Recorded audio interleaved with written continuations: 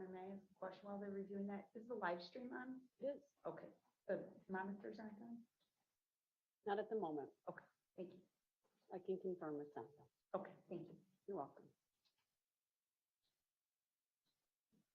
Do you want the monitors on so you can It's see? possible, yeah, it's a little easier for us to view Mr. Brooks then.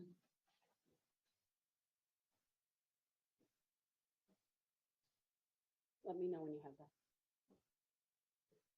Yes, it's up. It's a small box. I don't know if there's anything you can do about that. But.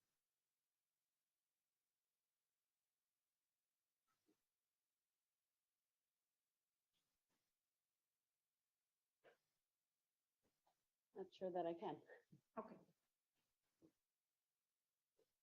While they're looking through their notes, if you would confirm that you've complied with victim rights. Yes, thank you. We have. Thank you.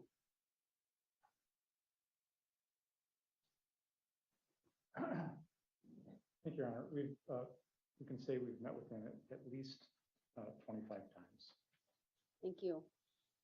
In your meetings with him, have you reviewed the charges that he faces and the penalties and exposure? Yes. Have you discussed with him the nature of the charges? Yes. Have you provided Mr. Brooks with any of the pleadings that have been filed in this case? Yes. Anything that you have not provided him, perhaps by maybe not the jury questionnaires, for example, but would he have gotten all of the other pleadings in this case? Anything that's not confidential? Everything has been communicated with him. Not everything has been printed and delivered. Thank you.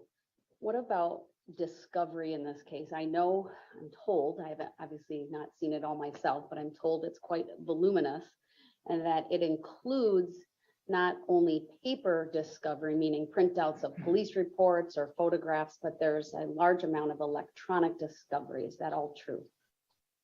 Yeah, that's all true. Has he been provided with copies of the paper discovery? Yes. How have you reviewed with him the electronic discovery? At a meeting at the jail on our computer in terms of reviewing videos. Not all electronic discovery has been reviewed. There are lots of audio files, but I should say reviewed with Mr. Brooks at the jail. Thank you. Have you communicated with Mr. Brooks during the course of your representation in writing, either you to him or him to you? I'm not looking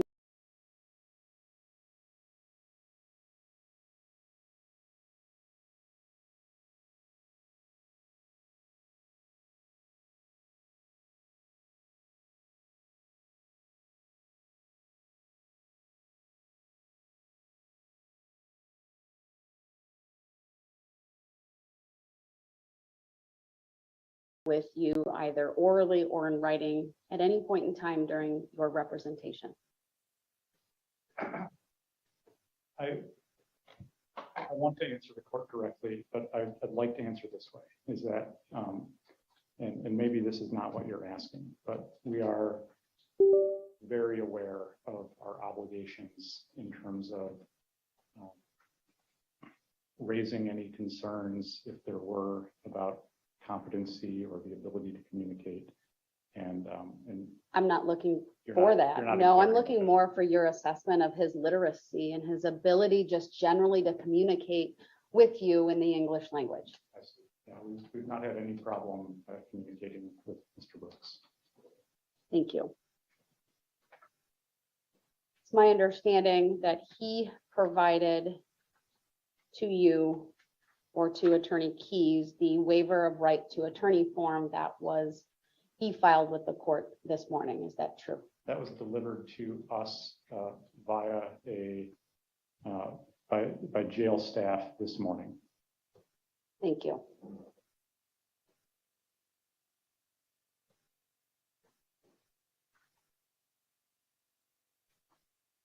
I know that you also filed a case and really a summary of that case with the court. Is there anything you want to put on the record at this hearing regarding that filing?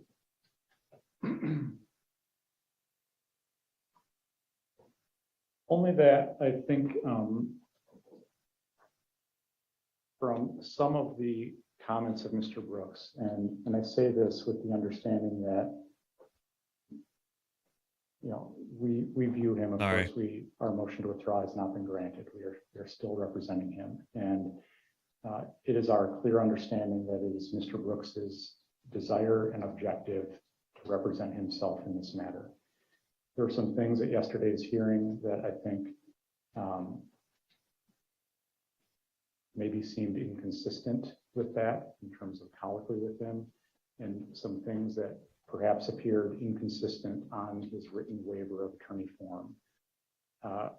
We provided that case law in that context of United States v. Banks with the exchange that has some real similarities to the exchange that happened in court yesterday, where, and this is, you know, if there's a distinction being made in the sense of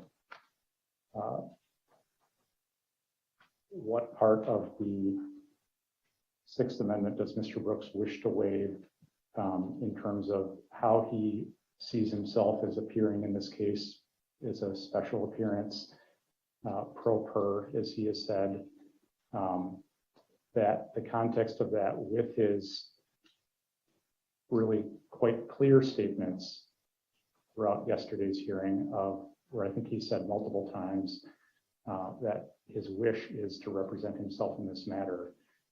We provided that to try and place some of the sovereign citizen language in context where it is maybe not as inconsistent as it may first seem, to support what Mr. Brooks is saying he wants, and that is to represent himself in this matter. What I hear you saying is that certainly prior to yesterday's hearing, Mr. Brooks made it very clear to you he wants to represent himself. That's right. That's why we filed the motion to withdraw.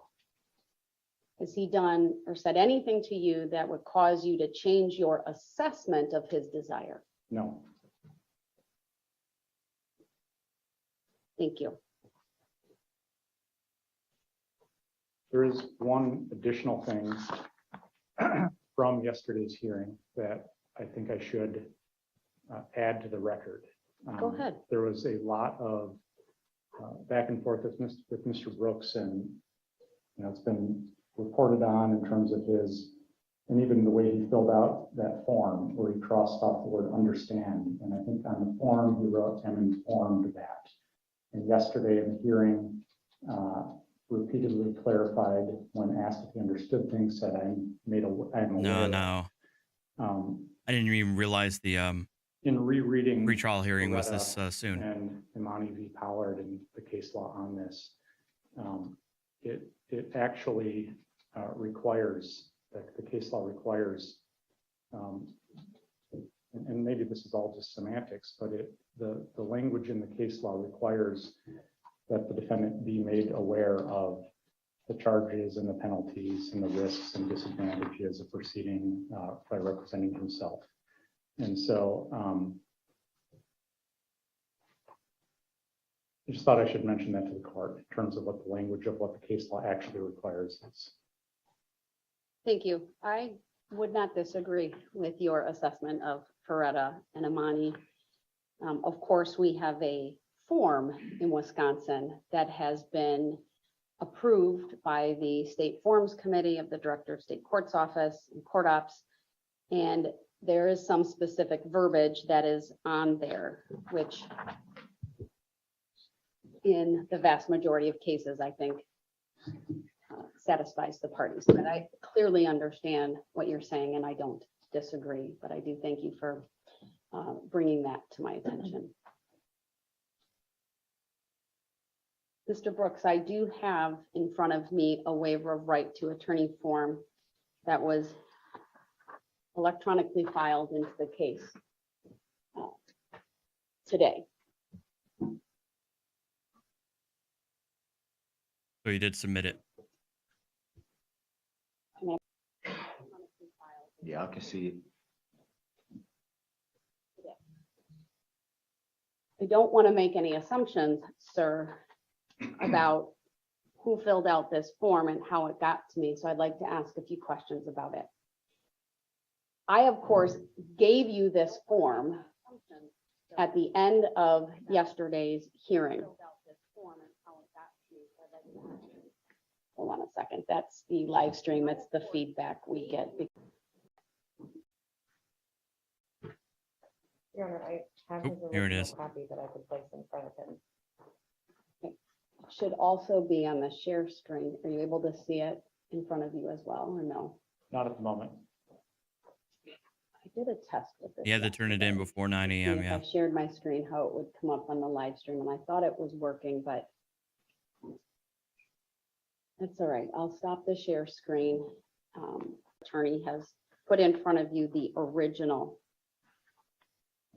Excuse me, say it again. Sure, could you please confirm that your attorney placed in front of you the original waiver of right to attorney form that you filled out?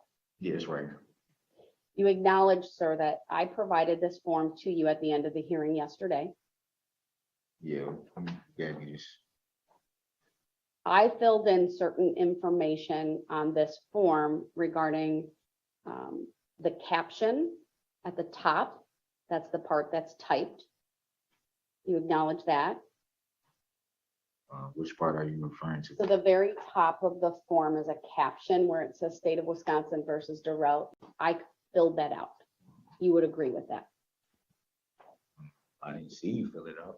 Sir, when you obtained, Oh when my I God. gave you the form, was that portion of the form filled out with typewritten information? Yeah, All right. There's a section further down that says crimes and penalties. Do you see that? yeah, I see it. When I gave you this form yesterday, was that section or both of those sections actually filled out with typewritten information? Yeah, And that's the information that's on the form in front of you. Is that correct? yeah.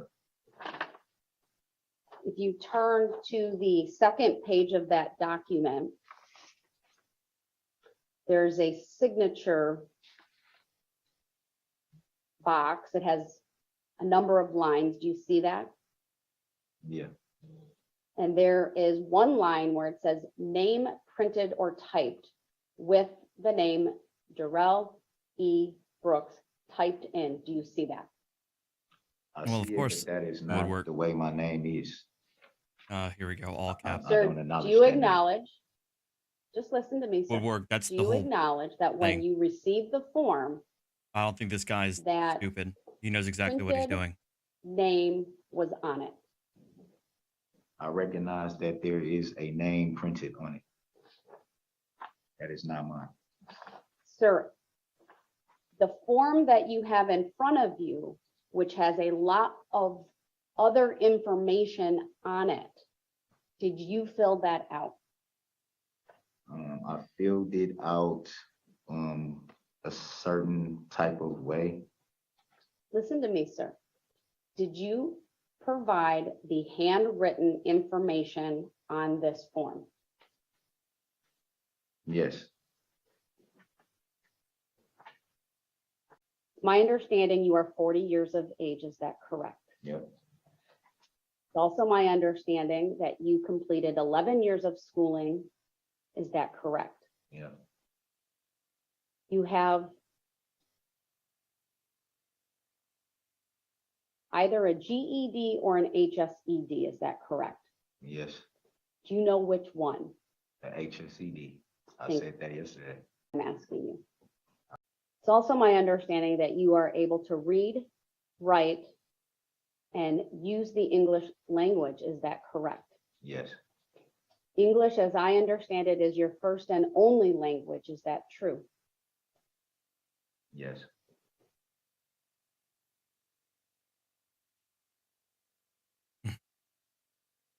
Further, my understanding, sir, that you are not Thanks, Woodward. currently receiving treatment for a mental or emotional problem, is that true? not currently. He's cooperating for Is now. that true? Not currently. Did you hear my question? Yeah, I heard it. Is it true that you are not currently receiving treatment for a mental or emotional No. problem? No, It's not true. say it again. Is it true that you are not currently receiving treatment for a mental or emotional problem? Yeah, that's true. You also have checked that in the past you have received treatment for mental or emotional problems. Is that true? Yes, Further my understanding, sir, that you have not had any alcohol, medications, or drugs within the last 24 hours. Is that true? yes, It's also my understanding, based upon how this form was filled out, that you do not have any physical or psychological disability that may affect your ability to be informed what is happening in court or communicate your position or views on the case to the court. Is that true? yes, We talked a little bit about this yesterday. I never have, Nathan. Never will. With an HSED. We're gonna try and skip ahead, see if we can Count get of first-degree get to the intentional live, homicide, use of a dangerous weapon. because we already Each one kind of of went these through counts this. is a Class A felony.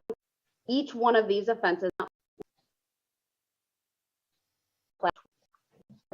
and upon conviction, you may be in prison for not more than 6 years for each count. Are you aware of that? I am informed. I'm And informed. then there are 2 counts of misdemeanor battery. Now he's getting it. Those are Class A misdemeanors, and upon conviction, you may be in prison for not more than 9 months. Are you aware of that? I am informed. The total exposure, if convicted of all counts as charged across these 77 counts. I am informed, yes. Are you informed, sir, that as to the I already made the intentional comment, Nathan. homicide charges, use of a dangerous weapon, that if convicted, you could be sentenced to 6 life sentences consecutive to one another? I'm informed. Do you understand? Strike that. Are you informed, sir, that you could be sentenced consecutively on each one of the counts for which you are convicted? I'm informed.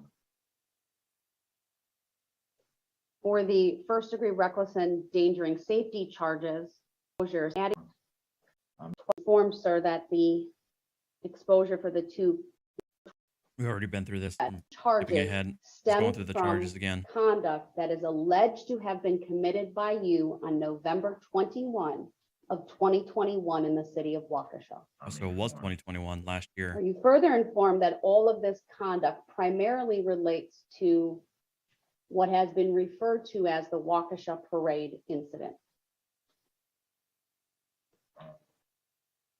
They word it as a different way. They call it an attack. I don't know who they is, and I don't frankly care. Listen to my question, sir. Did you hear what I just asked you? No, I'm not informed of that. 'Cause I am advising you that your conduct that is spelled out in the multiple offenses during the Waukesha Christmas parade. Did you hear me say that? No, the SovCit ideology is not enough to thank fail you a for Feretta correcting hearing, the language. generally speaking. The next part of the form, sir, and I will return to it, is entitled, "I understand I have the right to." Do you see that? Mine says I am informed. Sir, the form, listen to my question, titled, "I understand I have the right to." Mine He says crossed I out am understand. informed. He You're not crossed out listening to me, understand. sir. That's right. He crossed out understand and get put to that. informed. But the form, the state form, has a section that is titled, "I understand I have the right to." Do you see that? Yeah, I see it. All right, you changed the word I understand to I am informed. Is that true? Yes. I'm going to advise you of the following. I want you to just listen. Sir, you have the right to have you, an Miss attorney Jamie, for the represent you $10. at all stages of the proceedings. You have the right to have an attorney appointed for you by the state public defender if you do not have the money to hire an attorney. You have the right to hire your own attorney at your own expense. You have the right to ask the court to review a determination by the state public defender that you are not indigent and able to hire your own attorney. You also have the right to ask the court to find you indigent or partially indigent and appoint a court-appointed attorney for you at county expense if you have been found not eligible for a public defender. You also have the right to represent yourself and act as your own attorney. Did you hear me just now, sir? Yeah. There is a line underneath those advisements that says, check this box if you read and understand the above. On the form that I have, the word understand is changed to am informed of. Is that true? Yes. The box is checked. Is that also true? Yes. Did you Thank check you, this Ellen, box? for being a member for 2 months. Yes. The next section of this form is titled, I understand an attorney would. However, on the form that I have, the word understand is changed to am informed. Do you see this section of the form, sir? So she's Yeah. going through the Did entirety you of the change form. the word that he changed. understand to am informed? Understand and everything. Yes, I did. You are advised that an attorney would represent you and speak on your behalf in court. An attorney would also advise you about your legal rights and options. An attorney would explain and assist you with legal and court procedures. An attorney would help you negotiate a settlement of your case with the district attorney. An attorney would investigate and explore possible defenses to the charges against you that may or may not be readily apparent to you.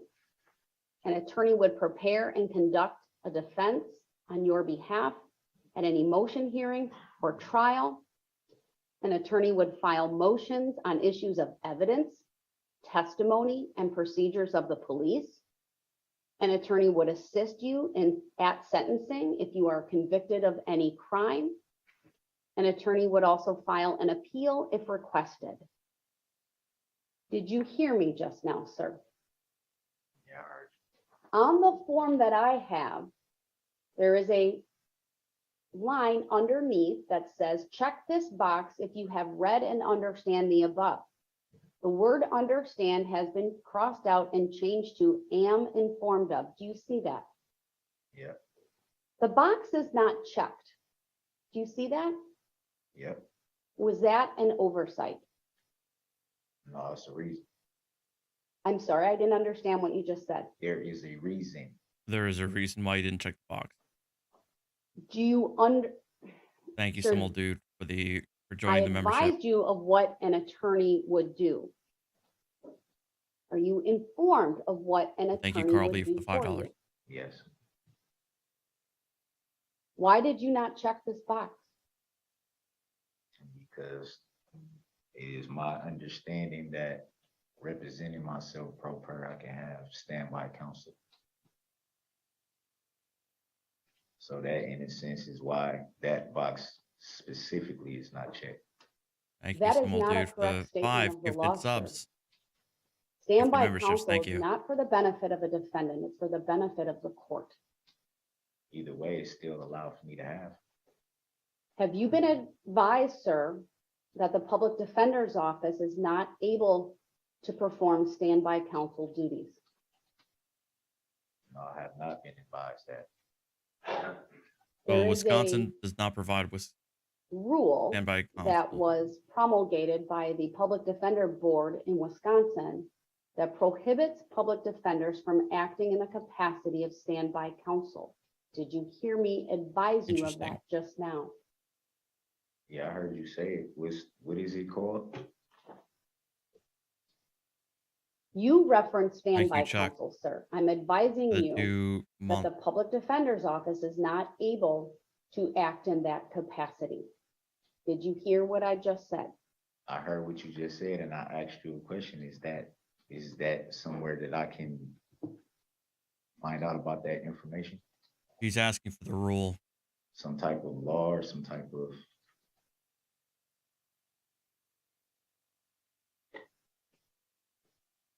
So it's an admin code. Administrative code, yes.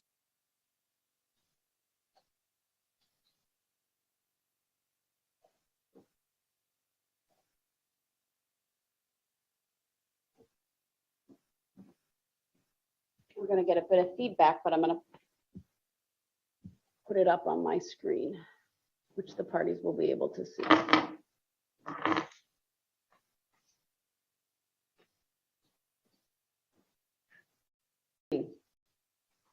Against acting as standby counsel. Sub 1, no SPD attorney may act as standby counsel in any case. Sub 2, this prohibition applies whether or not the SPD attorney was originally providing adversary representation in this case. You see that, sir? Yeah, I see it. His attorney's the public defender's office. I'm gonna take that down.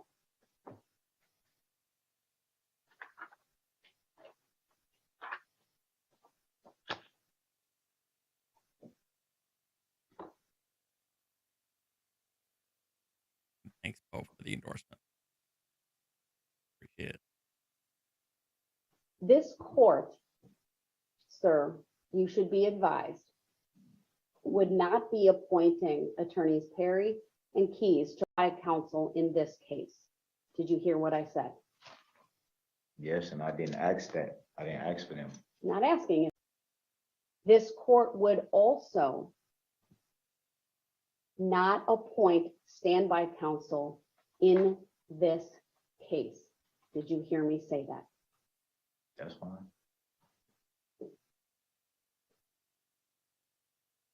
This court is further advising you, sir, that this trial will start next Monday, October 3rd. Did you Oh, hear me say that? Oh, shit. There it is, guys.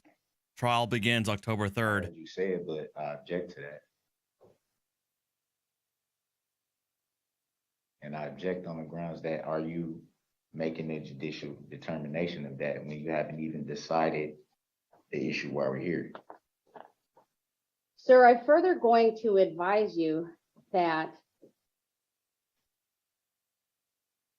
at this late stage in the proceedings, which is frankly beyond the 11th hour, which is what the case law references, we are frankly at 11:58.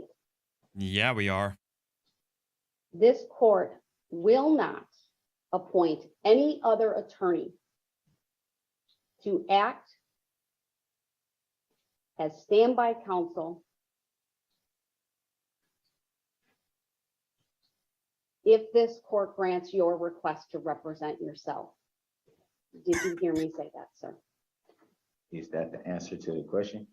Sir, did you hear me just now?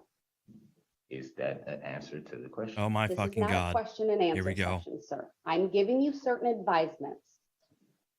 Did you hear me advise you just now? Did you hear the question I asked? Because it sounds like a Mr. rested Brooks, judgment. we'll move on. You are advised You are that, resting judgment. Mr. Brooks, you are advised that this court will not appoint standby counsel. Okay, you said that. There but are you a didn't number answer of reasons which I will advise you make it impractical.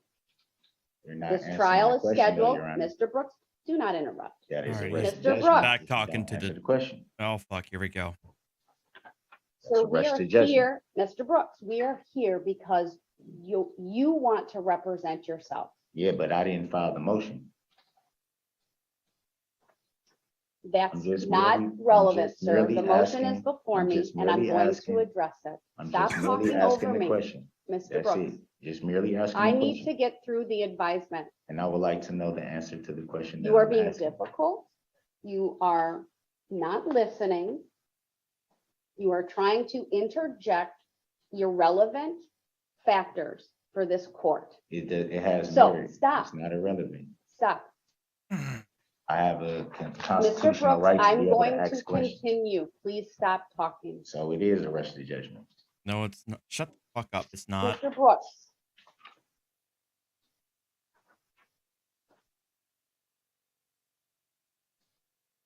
The case law makes very clear you can't waive your right to an attorney. Let me rephrase that. The case law makes clear you cannot act as your own attorney, right? Exercise your right of self-representation while simultaneously exercising the right to counsel. Did you hear me say that? Correct. Yes, I heard you say that, but that wasn't what I was attempting Oh, to do. Charlie, that's okay. That was the whole reason why I said it was filled out. This form was filled out for a specific reason, the way that it was. Sir, I'm not going to entertain a request for whether it be called standby counsel, hybrid That's not what I'm talking representation. about. Your attorneys have told me you want to represent yourself. That is why we are having this hearing here today. The next section of this form is entitled, I understand that if I represent myself, but on my copy, the copy e-filed in this case, it says, I am informed that if I represent myself. Do you see that section, sir? What section are you referring to? Mm. The section that is labeled, I understand that if I represent myself, but the word understand has been changed to am informed. It's on page 2. His papers got shuffled up. Let me know when he has the correct page in front of him.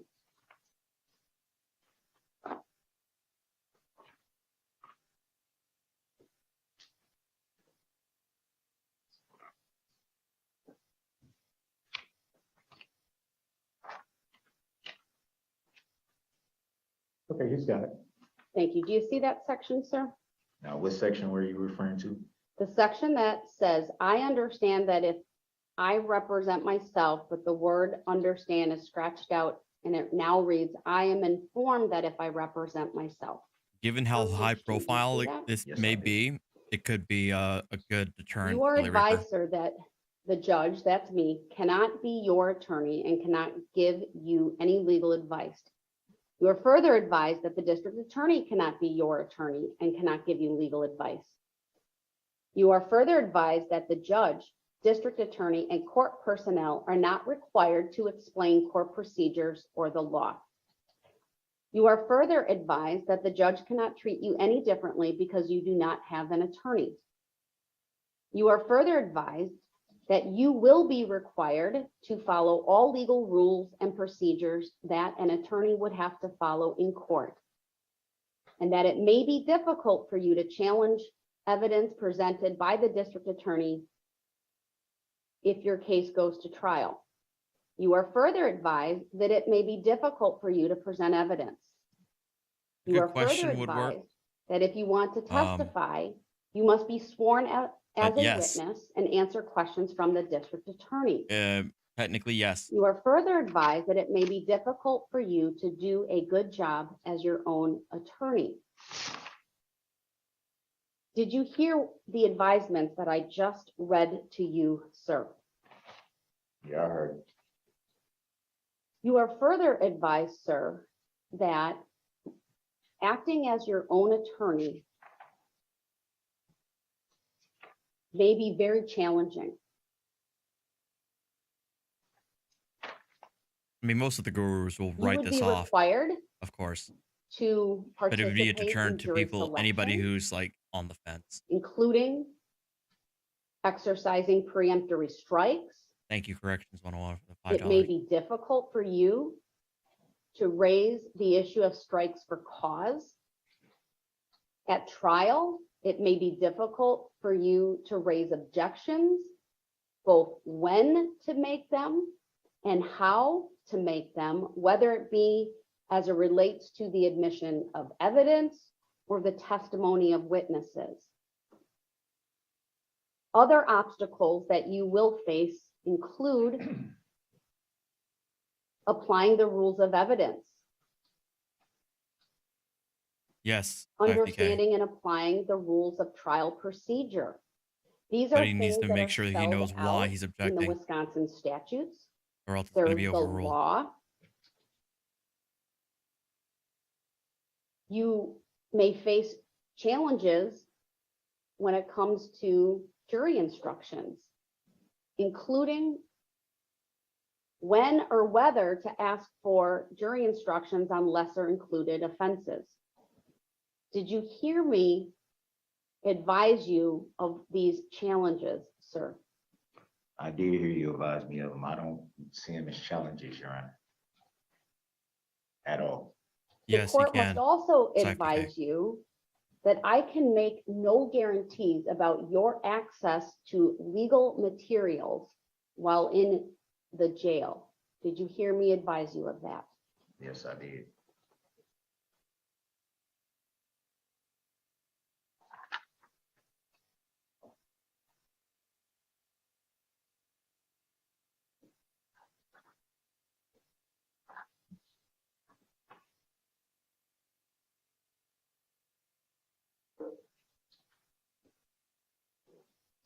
You may even find, sir, that if I allow you and honor your request to represent yourself, that once this trial starts, you may find it difficult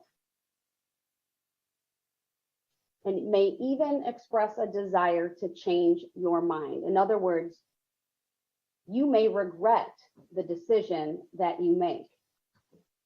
I'm advising you, sir, that at that point, it would be challenging for this court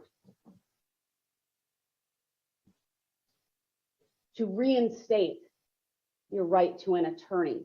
Did you hear me advise you of that, sir?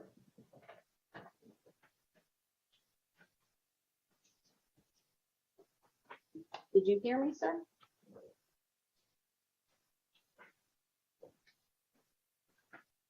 Mr. Brooks, did you hear me? Yeah, I heard you. Once, Can I ask why would it Once- be challenging? sir, let me continue. I want to advise you the following.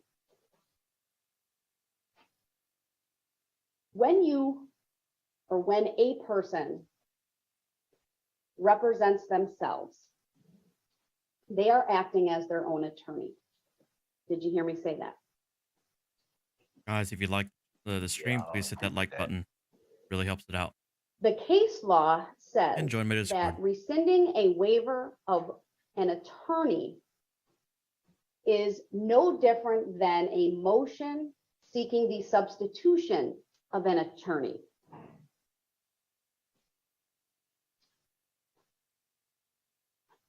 That is why this court is advising you it would be challenging for this court. I didn't say impossible, it would be challenging. There is significant case law on substitution of counsel and it falling within the discretion of the court. There's criteria discussed in cases such as State versus Lomax, State versus Boyd. Yes. There is case law that discuss 11th hour requests, which are generally frowned upon as delay tactics.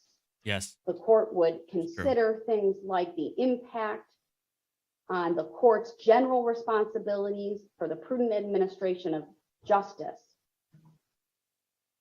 The court would consider whether requests like that interfere with the administration of justice. He's the facing up impact to the court's to docket, over in 1,000 general, years in prison. and other considerations, including the significant amount of time, resources, preparation that the court, the parties, even the clerk of court and the sheriff's department have put together to bring this case to trial in October of this year. Did you hear me advise you of all of these things, sir? Yes. There's a reason I'm telling you, sir, about some of these challenges and difficulties, and that is because I want you to know that waiving your right to an attorney does not mean the trial is delayed. Did you hear me say that? Mhm. That's not my reason for wanting Oh, to represent myself pro per. It had nothing to do with delaying the trial. So you don't want to delay the trial, correct? That's not what I said. I said that the decision to represent myself pro per had nothing to do with a delay tactic.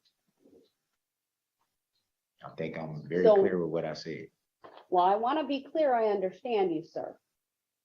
If it's not a delay tactic, I take that as you're not requesting an adjournment of the trial. Thanks, Texas. Tim. Is That's- that true? That's not what I said.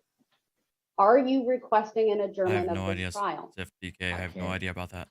Logically make that decision until you make a judicial determination. Why would I answer that question right now at this point when I still don't know what's been decided yet? So here's the important takeaway, in my humble opinion, sir. You are being advised that I am not going to adjourn the trial that is scheduled to start next week. Did you hear me say No, that? Kristen, I heard you say that. And not if the judge does a proper Feretta hearing like she is Knowing now. still that, can't sir. I still can't logically answer what you are asking me because a decision has not been reached. So what you need to understand is that the case law makes it very clear, you have the absolute right to represent yourself. That is protected by the US and the Wisconsin Constitution. Did you hear me say that? I know that. Thank you, Yokira, for the You have the 499. absolute right to have an attorney represent you. That is protected by the US and the Wisconsin Constitutions. Did you hear me say that? I'm I don't aware of think that as well. she can deny it on It that is basis. my understanding, sir, that based upon the motion that was filed, the waiver of attorney form that was filed, and the proceedings that have been held over the course of the last 2 days, you wish to represent yourself. I wish to represent myself pro per, but I do not wish that my entire Sixth Amendment right not be honored. Oh, he wants to have essentially it- would only he wants to have his cake and be eat it too. agreeing to the part where He wants standby I want to counsel, represent myself. even though Just Wisconsin won't that allow it. stipulation of my Sixth Amendment and no other stipulation of my Sixth Amendment. Your Sixth Amendment right to counsel is pretty straightforward, sir. You have the right to an attorney. You have the right to represent yourself. Those two things don't always go hand in hand. In fact, never go hand in hand. Sir, you have raised a phrase throughout the last 2 days that has very specific meaning to this court, and I believe to you as well. You have used the phrase in pro per. Okay, here That we is go. a shorthand way of saying in propria persona. Persona. That Let's do our comes from homework. the Latin phrase, Here we which go. means in one's own proper person, Uh. also referred to as pro per or pro se. Bam! I presume that when you use that word, you are doing so intentionally. I told you the Latin phrase that it comes from, or the meaning. In a court of law, it has a specific meaning. And it is used when a person represents himself or herself without a lawyer, meaning without the assistance of counsel, without the assistance of an attorney. When you use that word, sir, it is no different from the phrase pro se. Oh, The use of that phrase by you, sir, is a clear indication to this court that you want to represent yourself without the assistance of an attorney. Did you hear me advise you of this just now, sir? Yes, and I'm aware of that same definition by the Black's Law Dictionary. ha! Let's go back to the form, sir.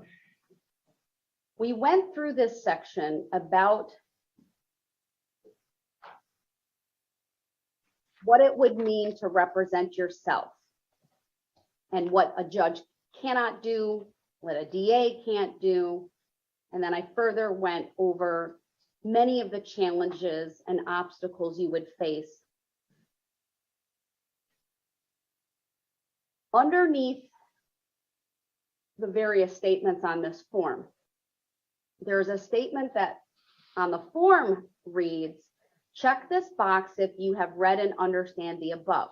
On the form that's been submitted to the court, it reads, check this box if you have read and am informed of the above. Do you see that? Yeah, I see it. The box has a check mark. Did you place that there, sir? Yes, I did. Sir, it appears to me that you read through this form very carefully. Is that true? Yes, You clearly changed words on the form, right? yes, for a reason. It appears to me you did not have any difficulty reading the form and being aware of the contents. Is that also true? It's true to an extent where I put, please elaborate first on one of them. That was the only thing that I had a question of. Sir, I cannot give you legal advice. What I can tell you is you are required, if you represent yourself, to follow the rules of evidence, the rules of procedure that are spelled out in the Wisconsin statutes, no differently than if And you were an attorney. if I was a licensed attorney, which I am not, which means that that would be pro se and not pro per. Oh my God. Sir, they mean the same thing. I don't frankly care what you call them. Hmm. The terminology you Not the same use thing.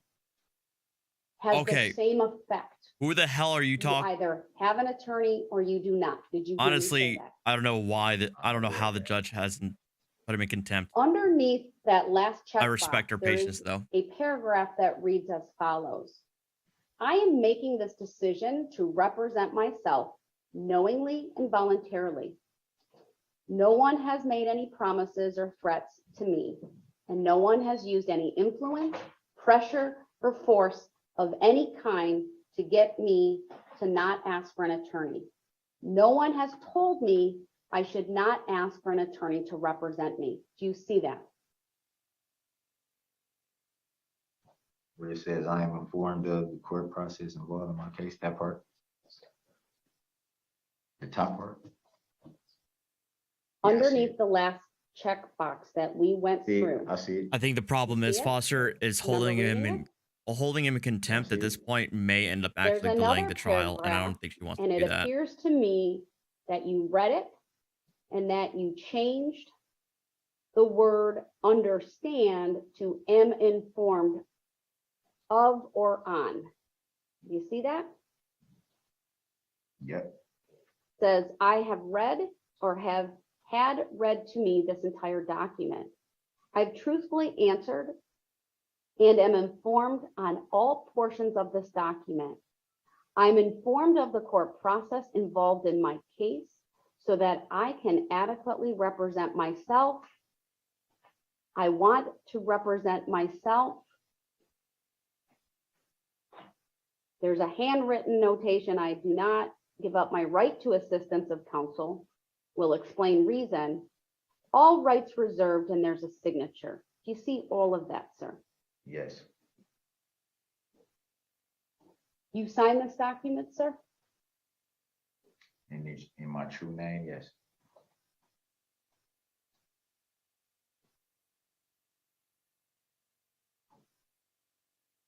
I mean, there's not really much that he can that the judge can make a difference on. He's already being Sir, held. anyone make any threats or force you in any way to sign this document? No, Anyone make any promises to you in exchange for signing this document? no,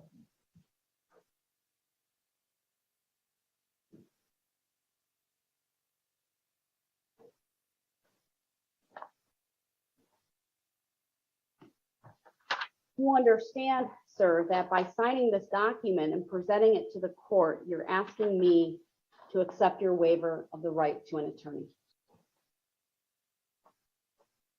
just so I'm clear, that would be essentially just that part of my Sixth Amendment, correct? The right to an attorney, yes. Just that part? What other part is You're there? just talking about the right to an attorney, sir. So essentially, the rest of my Sixth Amendment right is preserved. Yes. That is correct. Thank you for clarification. Sir, do you wish to waive your right to an attorney? Yes, Anyone make any threats or force you in any way to waive your right to an attorney? no, Anyone make any promises to you in exchange for you waiving your right to an attorney? no,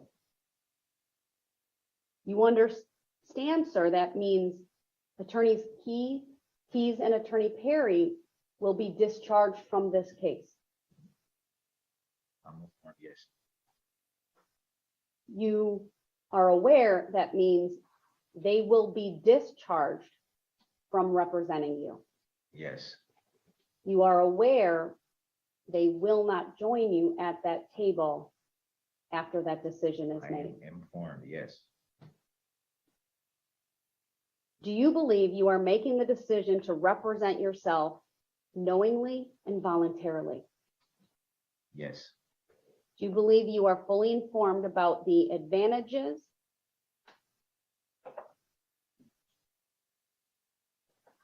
of having an attorney represent you? repeat that again. Do you believe you are fully informed about the advantages of having an attorney, someone licensed to practice law in the state of Wisconsin, represent you? Fully informed, yes, Mm-hmm. Do you believe you are fully informed of the disadvantages and challenges of representing yourself and acting as your own attorney? yes, I am informed. Mm-hmm.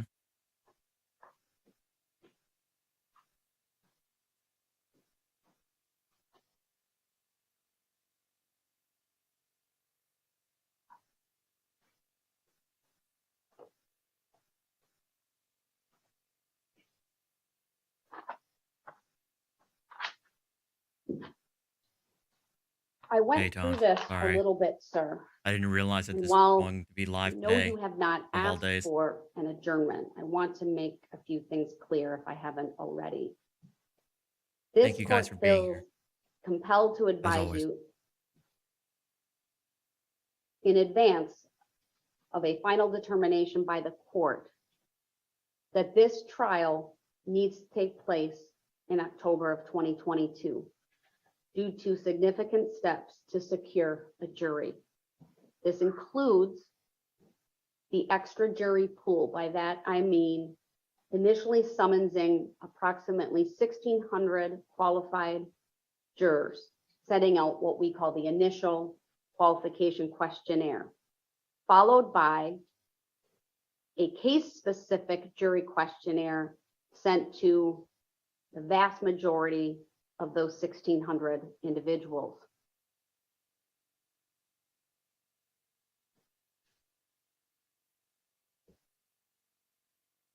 In addition, this trial was scheduled 6 months and 22 days. Will be 6 months and 22 days on October 3rd, roughly 6.5 months. It was scheduled on March 11th. We've had significant litigation to date, including a motion to change venue, a motion to adjourn. We've conducted significant hearings regarding the jury selection process. This court heard and decided a motion limiting other acts. This court dismissed 6 counts upon the motion of your attorneys. This court set aside 1 month in October of this year to try this case. The Sheriff's Department has set aside this time. There's extra personnel that's been required from the clerk of court's office, the Sheriff's Department, just due to the high publicity of the case, the number of people involved, etc. Basically means there's no way we're delaying this. There's far Did too you hear me too advise you much of this? money and resources invested in ensuring that this Knowing trial all goes of forward next Monday. This, is it still your desire to waive your right to an attorney? Yes. Jesus. They do, Gary. Attorney Perry, anything you want to add to what I've questioned Mr. Brooks on at this time, or any other information you think I should know? We will promptly give Mr. Brooks preparations that we've done for trial. We'll have delivered to him, and I understand that the jail is going to be working to make electronic discovery. Thank you, Poetic Justice, for the 99 for cents. him, and taking all those steps. From the state, anything you'd want to add to the record at this point, Attorney Opper? Yes, Your Honor, thank you. There's a couple of points, please, if you could indulge me here for a minute. The court has certainly been very thorough. There's just a few things that I would like that you could perhaps drill down on just a tad bit more. My concern is on the form that you've just spent extensive time going through with Mr. Brooks. There's indication at the very, very top of it, and Not going to work, Don. If that's again in the display. middle part, suggesting that Mr. Brooks has the right to an attorney at any time of the proceedings or any time during the proceedings.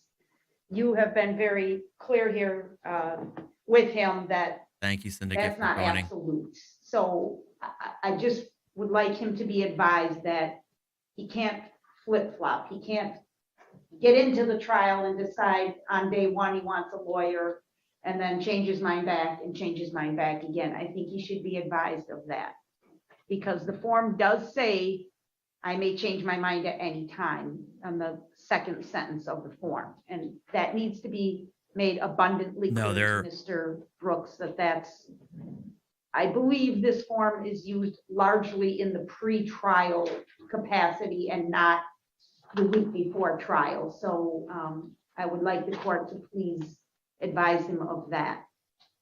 Do you want to do these one at a time, or do you want me to? Sure. The I think judge that's a is- good idea. Mr. Brooks, did you hear the state's concern as voiced? The judge is by likely going to Attorney grant Hopper his just now? motion. I think you were pretty clear in what you advised me of. I think you made it very clear that it would be challenging, but not impossible. That was your exact words, verbatim. So what needs to be made abundantly clear when you've already done that? Thank you, Mr. Brooks. One of the challenges of being judge is I can't give advisory opinions, right? I can't give advice, but in the context of waiving your right to an attorney, I think it's important that you understand exactly what Attorney Opper has just said. And that is, this form is generally used in the pretrial context, not at the 11th hour on the verge of a trial starting. You are correct. It's not impossible. It's incredibly challenging. I told you a couple of the cases that I would need to consider. But what I would further tell you and advise you is that the right to an attorney is not absolute, and that's from the case law. Once waived, the Sixth Amendment right to counsel is no longer absolute. And I'm looking at the Wisconsin case of State versus Rhodes, citing to United States versus Salina, and other cases from various circuits. That was a Seventh Circuit case, but Menfield versus Borg, Brown versus Wainwright, Merchant, United States v. West. Those are all cases that are cited by Rhodes. Guys, this isn't And I referenced, a delay tactic. The judge made it abundantly clear that the trial will begin on Monday, October 3rd. State There's no delay Lomax. here. There's also State versus Lovetto. And these are some of the considerations that I would need to consider if it were raised, and that includes practical concerns of managing its docket. That's my concern. Impact that a request may have on its general responsibilities for the prudent administration of justice, the timeliness of the request for substitution of counsel. All of these cases are substitution of counsel cases, but the case law makes clear that when a pro se person seeks to now Oh my, shut the fuck up. in pro per person wants to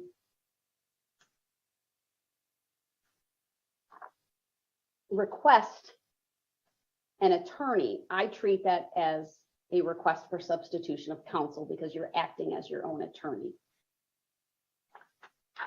I think you understand that because we've discussed it, you've acknowledged it, but did you hear all of the advisements just now?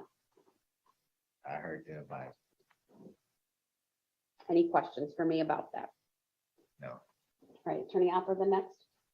Also, I think you have made it abundantly clear, but you touched on the idea of co-counsel or hybrid counsel, that obviously once he's allowed to self-represent, there will literally be no one sitting next to him, not as if he can ask some questions and another attorney sitting next to him can ask some questions, or they can share responsibilities or duties. Thank you. Mr. Brooks, did you hear what the state just said just now?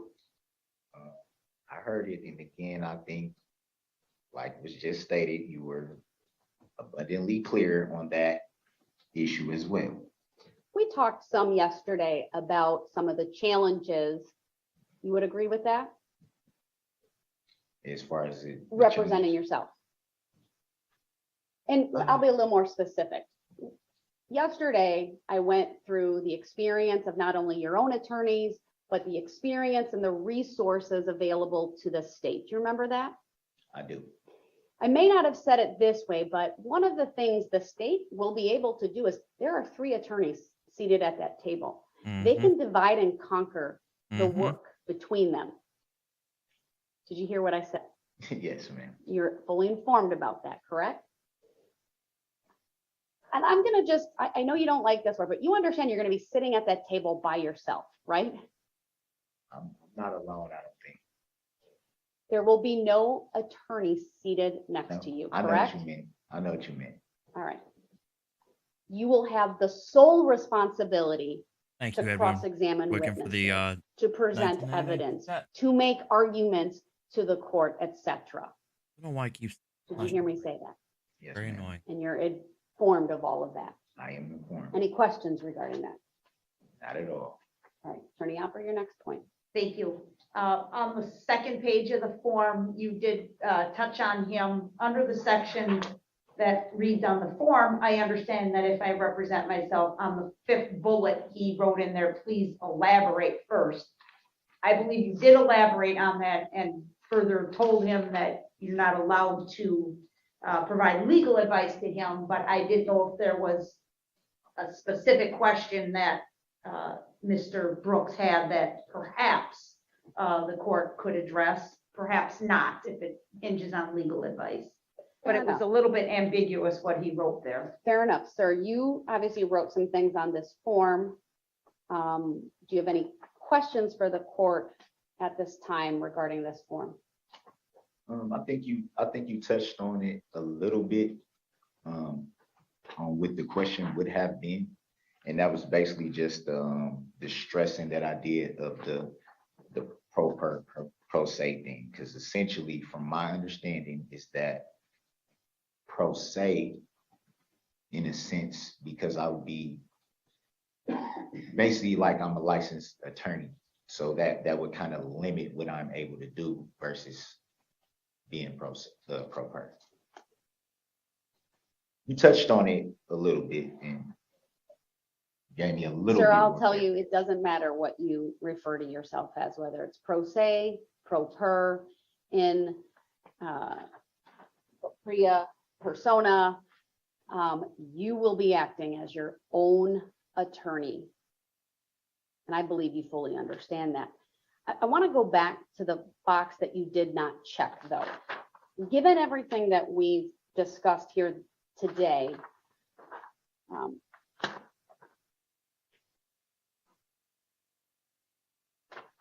you have any questions regarding the section regarding what an attorney would do on your behalf?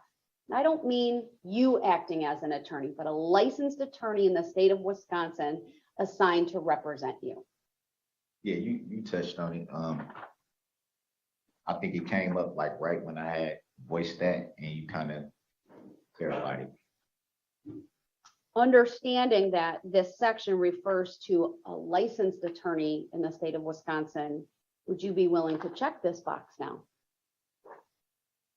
That you have read this section and that you are informed of the above. He's trying to get Yeah, I'll check. unlicensed counsel to Do try you and have the help original? him. I'm going to ask that Of course he is. if you're willing to do that, that you do that, initial it, and date it. Quick question on that. What is the significance of the initials and date? Is as it pertains to For me, not having to do that for I think you know what I'm saying. for me, the form that I have was signed yesterday, the 27th. Today's the 28th. It's an indication anyone reviewing it later would know that that was added at a different date. Okay, It preserves the record from my perspective. gotcha. All right.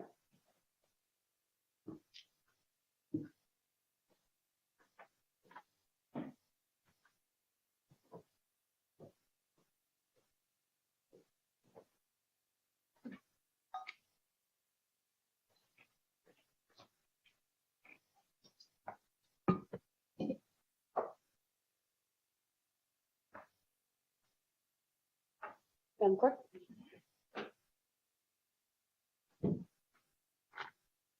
The record should now reflect, I do have the original, which actually is a little bit easier to read than the scanned version.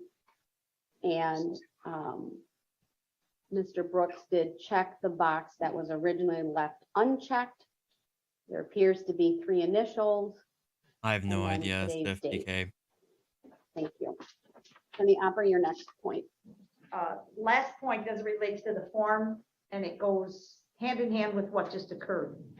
At the bottom of the form, it states in all bold letters, this form shall not be modified. It may be supplemented with additional material. I think that's standard printing on the form, but I just want Mr. Brooks to be aware that obviously you are accepting the form as modified by him at his request, so that there's no question later that you accepted the form contrary to the printing on the form that says it should not be modified. Thank you for bringing that up as well. I certainly understand that. Mr. Brooks, you would agree any of the changes that were made by you and not this court. Yeah, I mean, I feel like we've covered everything dealing with that form. I don't understand the relevancy of stressing the form that we just spent so much time going over. I think you were more than clear in your advisements of exactly what the form meant. And I think you were pretty clear. Thank you. Is that it, Attorney Opper? That's it to the form. I would request an opportunity to be heard on the motion prior to ruling, or if you're going to defer ruling. No, I am going to rule. I will certainly give you an opportunity to make any statements you want before I issue a final decision. So go ahead. She hasn't made a decision. The only as of yet. outstanding issue, Your Honor, we have not yet spoken of it today on the record, was the letter that was filed by the defendant's mother. I believe it came in late yesterday afternoon or first thing this morning, in which she has indicated she thinks Mr. Brooks is not competent to be making these decisions. I just wanted the record to reflect that we've reviewed the history of offenses for Mr. Brooks in the state of Wisconsin. We know he has a record outside the state of Wisconsin, but we have not been able to develop that. First, the record should reflect that he is experienced in the criminal justice system. He has been charged and convicted and sentenced for prior felony offenses. He's been through the court system on at least 10 prior occasions, or 10 prior cases, I should say, in the state of Wisconsin. The majority coming from Milwaukee County, one from Wood County, one from Manitowoc County. Mhm. We could not find on any occasion, searching court records available online, a situation where Mr. Brooks had competency was ever raised, or he had claimed himself to be incompetent. This is live, or, yes. counsel or the court had ordered an evaluation for competency. It's never been an issue in any of his 10 prior cases. We're also aware of the NGI evaluations that were performed in this case.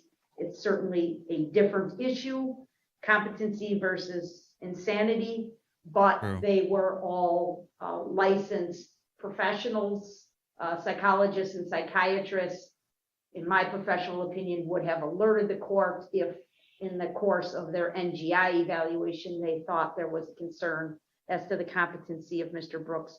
That did not occur as well.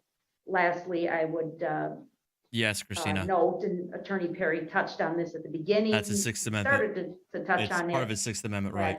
that Attorneys Perry and Keys apparently have never felt that competency was an issue or needed to be addressed by this court. It has not been raised by them. The court record here is clear. I've been at every court appearance.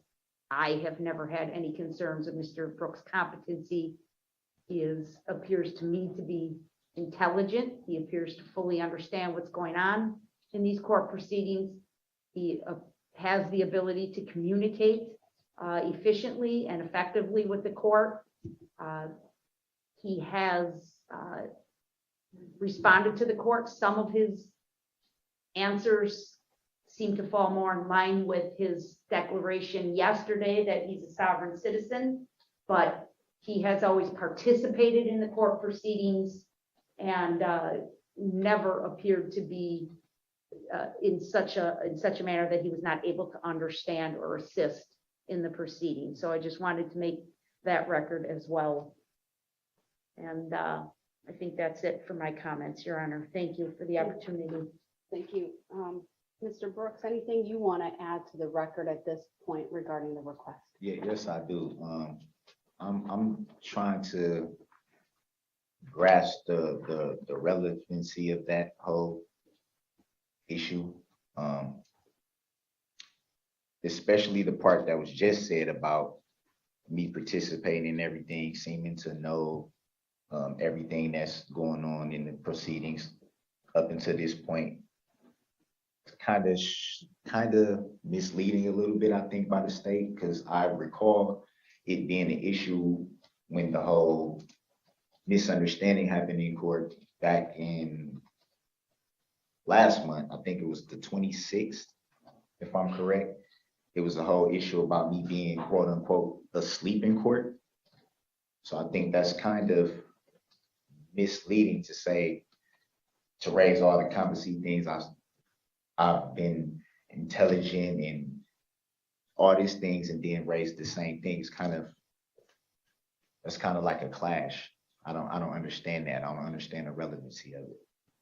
I don't understand the relevancy of the NGI plea being referenced to when that plea was essentially withdrawn. I don't see the relevancy of prior cases with this case in front of you now. I don't see the relevancy. I think you're more than capable of making the right determination. In this based on what context, you it have wouldn't in be front of you now. appropriate for the judge to make that determination. Thank you.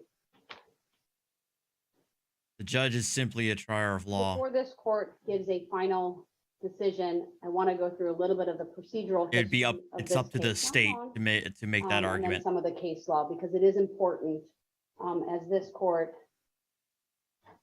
decides this very important issue. So as everyone, I think, is aware, the Waukesha parade occurred on November 21 of 2022. I believe it was 2 days later, on November 23, that charges were filed. Year was 21. you're Did I right. say 2022? Thank you. We're in 2022. Thank you. 2021 is the incident. This case is 21 CF 1848. There's been a significant amount of litigation in this case already. There was a contested preliminary hearing. Then the first appearance occurred before Branch 2 on March 11th of 2022, about 202 days ago. It was on that date that this court set aside the month of October to hold the trial. The first trial order was issued. Many of the dates were discussed, but the trial order wasn't issued until April 11th of 2022. That is when it was formalized. Going back to the March 11th date, though, a decision was used on that date to utilize a jury questionnaire, meaning a case-specific jury questionnaire. There were related deadlines that were discussed. On March 29th, we held a hearing to discuss the questions and finalize the questionnaire. At that point, the court was alerted to the defense potentially raising a motion to adjourn. I set a motion date. The court heard and denied a motion to adjourn the trial. From my perspective, that motion was primarily related to potential concerns of the defense regarding the ability to be prepared. We discussed additional deadlines. From my perspective, this is a case where the state has worked diligently to quickly turn over all discovery material. From my understanding, again, not having reviewed all of it, that's not my function at this point, though, it was very voluminous. It included paper discovery, electronic discovery, but the court set appropriate deadlines for the exchange of witness lists. Of course, Mr. Brooks initially entered a special plea on June 20th of 2022, where the plea of not guilty by reason of mental disease or defect was entered. That resulted in a certain series of events occurring. Just prior to that, I also, I think I already referenced this, finalized the first trial order April 11th. Ultimately, I amended that on July 12th of 2022 to encompass some of the issues related to the NGI. Then this court held 2 days worth of hearings on August 25 and 26 to address a variety of motions. I know you may not understand the relevance, sir, but it is important just to note that on August 26th, there was an outburst by Mr. Brooks. It resulted in the court taking an early recess. Really? And he was temporarily removed from the courtroom. When he came back, there was, we took a break, I should say, and then there was the outburst. That resulted in the removal, but he came back. He was there, I think, for about 2 hours before he requested to leave the proceeding. But I believe the record would fully demonstrate that when I questioned him regarding his desire to leave, he demonstrated an understanding of what he was doing. He answered my questions at that time. He understood, from my perspective, that he was leaving the proceedings. Then the court moved on to September 9th. That was the jury status. On that particular date, the court essentially adjourned the proceedings. Mr. Brooks complained of a tooth abscess.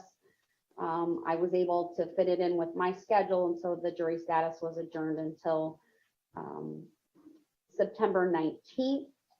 He can The try jury status was and held. drag it on, but he's not going to be We successful. covered a number of issues at that time.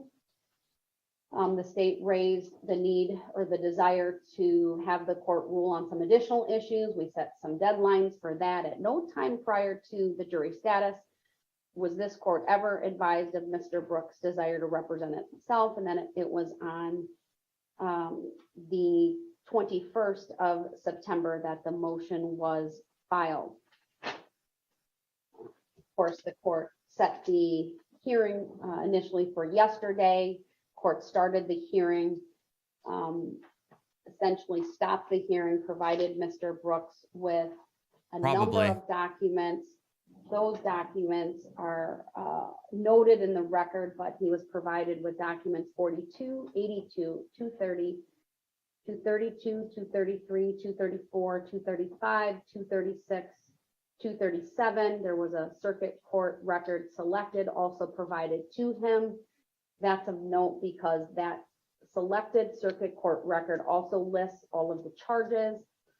The documents that I provided to Mr. Brooks, which I believe the record also bears out, he had previously included the second amended criminal complaint and the information. The documentation also included CR 226.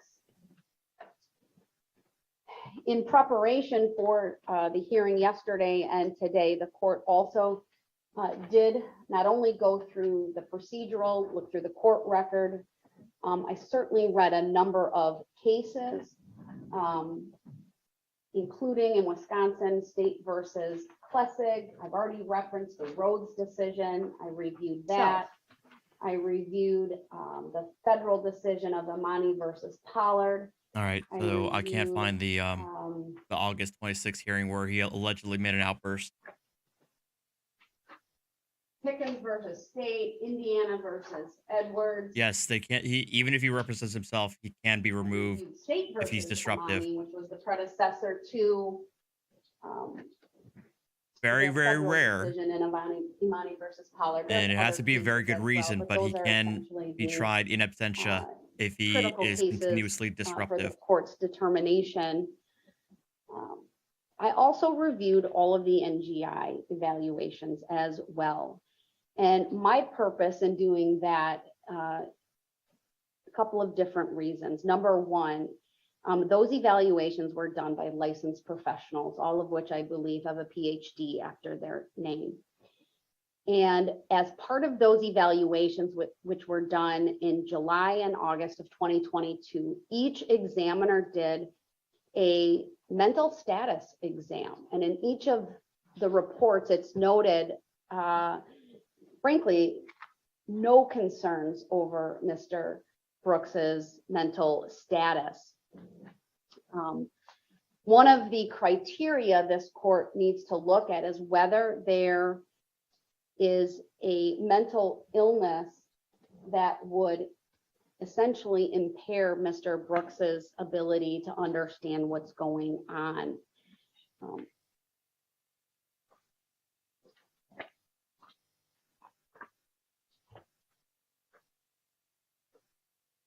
That is because the federal cases talk about where there is a narrow class of cases in which a defendant may not be competent to represent himself at trial. In that situation, typically would be a severe mental illness to the point where they are not competent to stand trial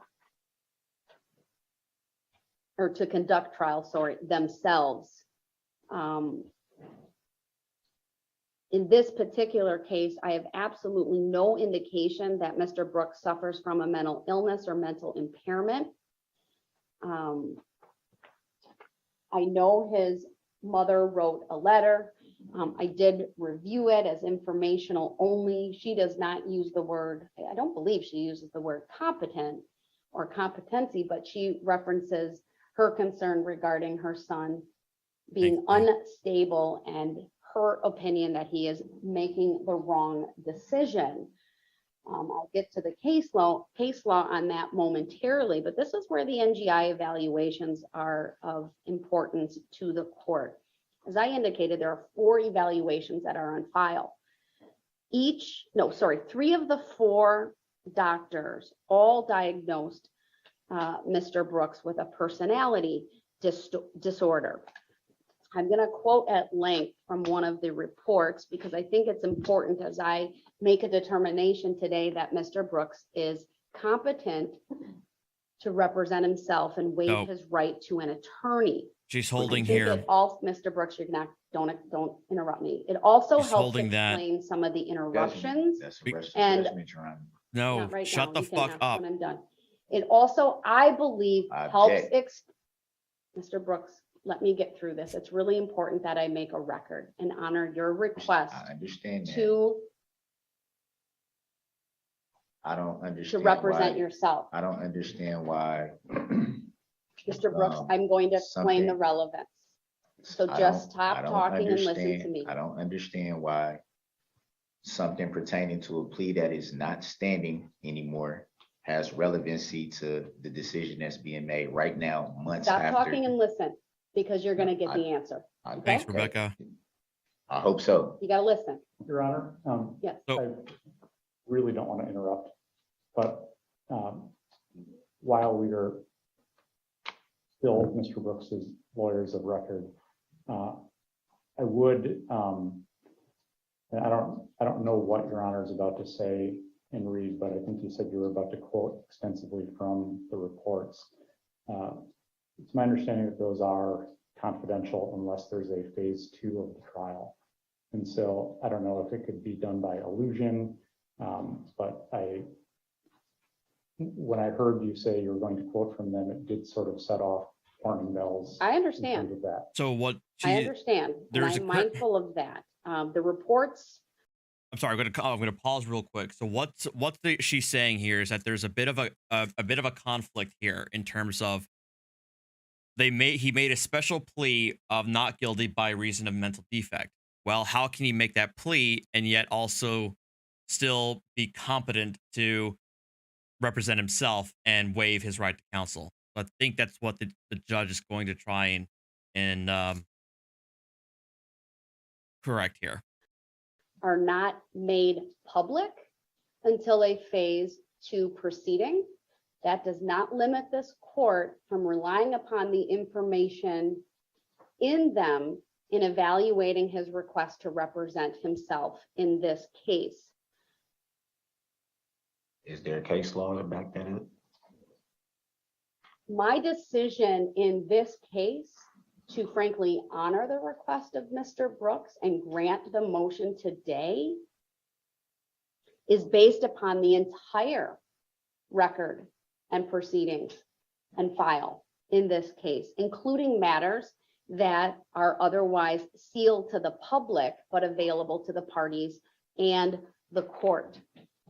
The bottom line is this, and I can, without quoting verbatim, say this.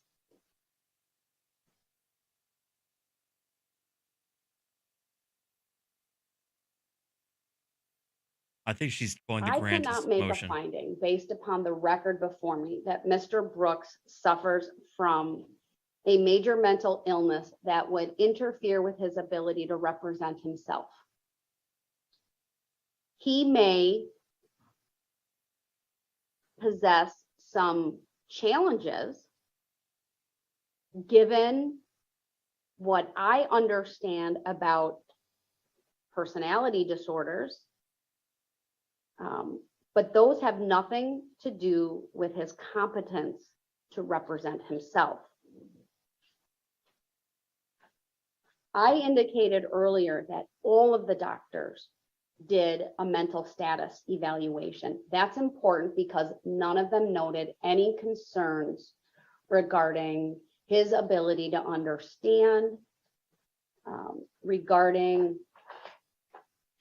his having an unawareness of his surroundings and things of that nature. They do note in a number of the evaluations regarding his level of cooperation and at times the lack thereof, his refusal to respond to questions sometimes. What I would generally refer to perhaps as some difficulty in interpersonal type communication. However, all of the examiners were able to say something to the effect that it was their opinion that Mr. Brooks reasonably understood with reasonable accuracy why the evaluators were there, the limitations of the confidentiality associated evaluations. If he was being difficult, he was articulate.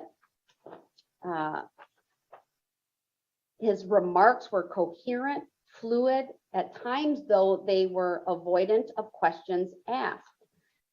I would say this, my observations of Mr. Brooks and perception over the course of the proceedings throughout this case is strikingly similar to some of the commentary and observations by the evaluators, including even the angry outbursts that we've seen in court, the avoidance in his responses to questions asked. I object to that That because his, at the end of I the day, understand you, Mr. I Brooks, object. stop. You can I object. Your objection is noted. I'm going on. This is one of the expectations that I have is you can object. It will be noted, but you can't keep interrupting. I need to have an accurate record. Okay. So you're your reading from objection, something- sir, your You're objection reading is from something noted. that I haven't been This privileged to is a read prime myself. example of some of the difficulty Mm. with Mr. Brooks. I don't think you have a PhD, He Your can Honor. be, in my opinion, deliberately disruptive, but The fuck does that mean? nonetheless, he maintains being you, competent at the Jason. most basic level in order to present a defense on his behalf. Object to that. Now, I talked earlier about some of the case law, or at least referenced it, and I want a decision at this point with the case law. The Sixth Amendment guarantees a mentally competent defendant the right to represent himself in a criminal trial, no matter how foolish that choice may seem. This is a quote from Beretta versus California, found at 422 U.S. 806. The quote is from Imani versus Pollard, and the court in that case went on to say the following: the constitutional right, quote, exists to affirm the dignity and autonomy of the accused and to allow the presentation of what may, at least occasionally, be the accused's best possible defense. That's Imani versus Pollard quoting the McCaskill case. A judge may not deny a competent defendant's timely invocation of his right.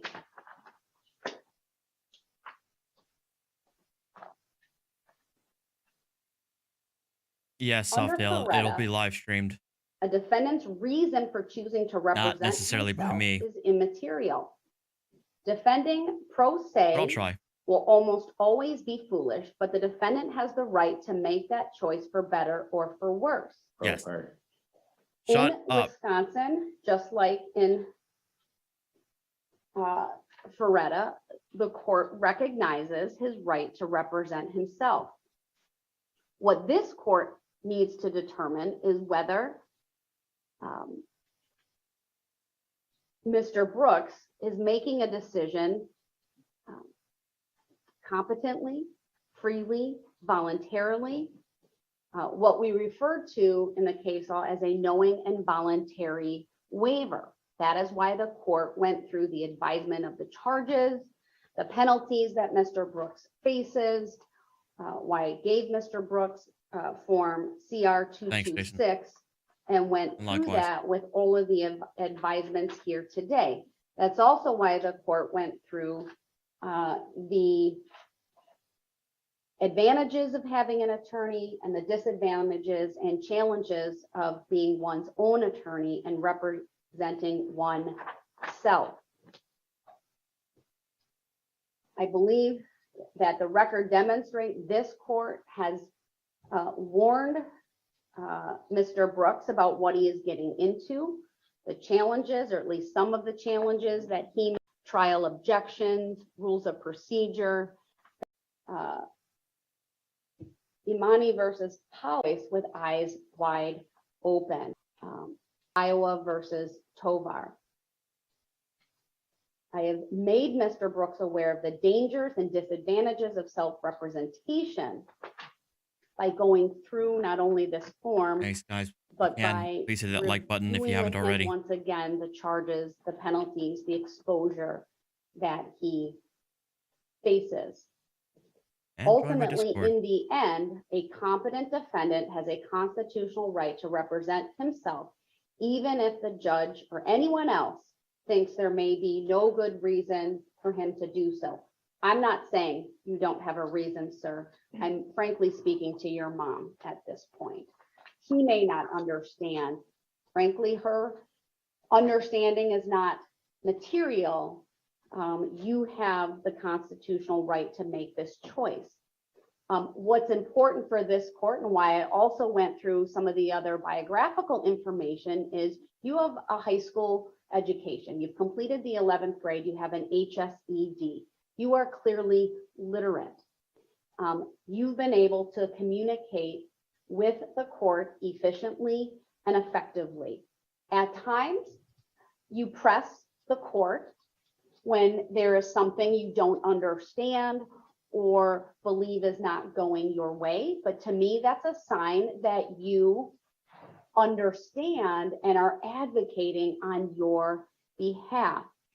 Frankly, statements like "I'm informed" or "I'm aware" are the functional equivalent of you saying "I understand."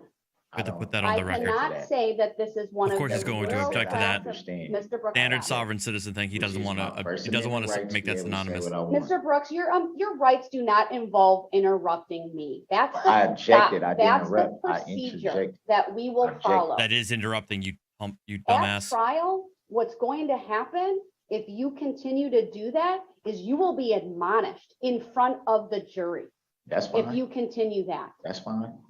Oh, of course it's fine. He Like doesn't I care. said, this is not one of the narrow class of cases in which a defendant may not be competent to represent himself, because there's no evidence before the court to suggest he has a severe mental illness, which is why, of course, I looked at the NGI evaluations, because that is competent, recent information That has before no this relevancy. court regarding his mental status Now he's and interrupting his again. understanding of First what he was is objecting, going now he's actually on. interrupting according That to his has no logic. relevancy to This why we're court here is then today. able to render the following. It is this court's opinion in finding today that Mr. Brooks understands with reasonable accuracy and is aware of the difficulties and disadvantages of self-representation, the seriousness of the charges against him, as well as the general range of penalties, and that he is making a deliberate choice today to waive his right to an attorney and proceed without counsel. This court further finds that Mr. Brooks is competent to proceed, whether he refers to that pro per, pro se, or simply self-represented. He reads, he writes, he understands the English language. He's been able to communicate with the court. He has no physical or literally. psychological disability that impacts his ability to communicate with the court or to communicate a defense to the jury on his behalf. I've not been able to find on the record, and he has not advised the court of any disability, physical or psychological or otherwise, that would affect his ability to communicate with the court or to a jury. In the words of Pickens, Mr. Brooks has the minimal competence necessary to conduct his own defense. I'll further find that he understands the proceedings, the nature and seriousness of the charge, the maximum penalties that can be imposed if convicted of these offenses. He understands that a lawyer may be of assistance, understands that a lawyer may be Informed, appointed if the I never defendant said I is understand. indigent, and understands the disadvantages of Never once said self-representation. I understand. He is voluntarily and freely waiving the As a right matter to of be fact, I do not represented by understand. counsel and is making a deliberate choice to proceed without counsel. And therefore, the court will grant the motion to withdraw brought Granted. by Attorney Perry and Attorney Keys. And from this point So forward, he Mr. is Brooks going to be will representing proceed himself at as trial. his own attorney. I have no idea, actually, Peter. I really don't. Does the public defender's office require any type of written order discharging? No. All right. The So minutes, this is going to be a will be very sufficient? interesting trial, guys. All right. If there is It's going to be very interesting. the need, just simply file an order under the local rule, and I'll certainly review it and sign if appropriate. Thank you. Anything else you need from me today before I continue with this hearing? From No, us, from Attorney Perry and Attorney Keys. from us, no. All right, you may, And you are they can be discharged excused. and certainly are excused from the remainder of this hearing. Can I Off, just Alicia. clarify, as to the discovery, Attorney Perry, you indicated all paper discovery have been turned over, but not the electronic discovery, correct? Not turned over, but it will be, we'll make arrangements with the jail. You're gonna turn over the electronic discovery? Yeah. Okay. Very good. Thank you. All right, I know we have a number of outstanding issues. That documentation was provided to Mr. Brooks at the close of the hearing Boy, yesterday. here we go.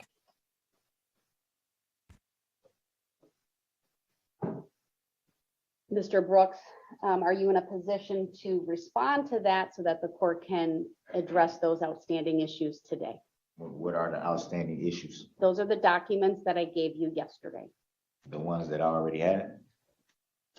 I don't know whether you had them or not, but I specifically gave you all of the pleadings that had been filed from the motion to withdraw forward.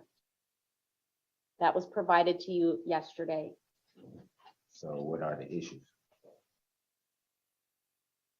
Are you prepared to address them today, sir?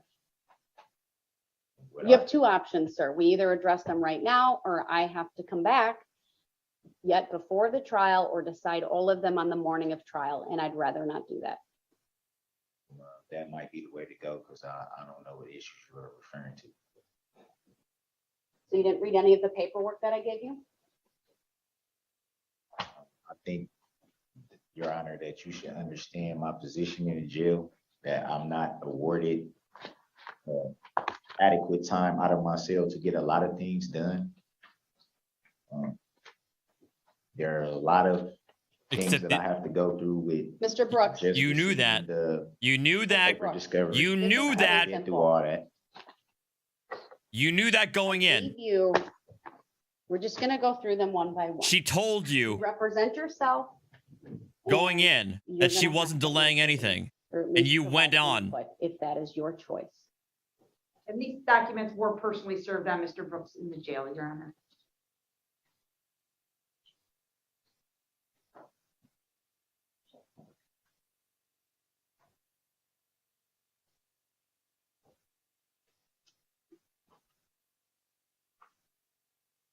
All right, let's start with document number 233.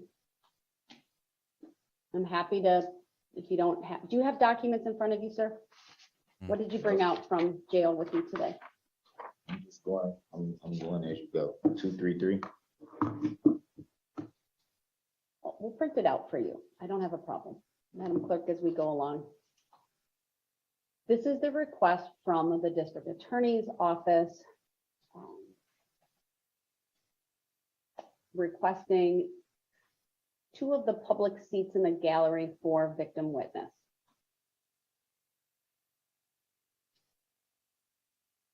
Do you have any objection to that request? Can I see the actual request?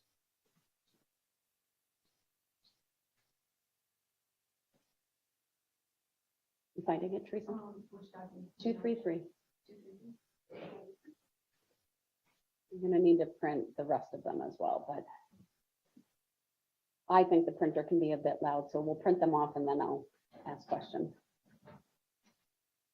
He was told several times at the start of this that they are not going to delay the trial if they grant his if they grant the attorney's motion to withdraw. So he knew that going in. So he can't just say, he can't whine about not having enough time to get ready. Trial's happening next Monday.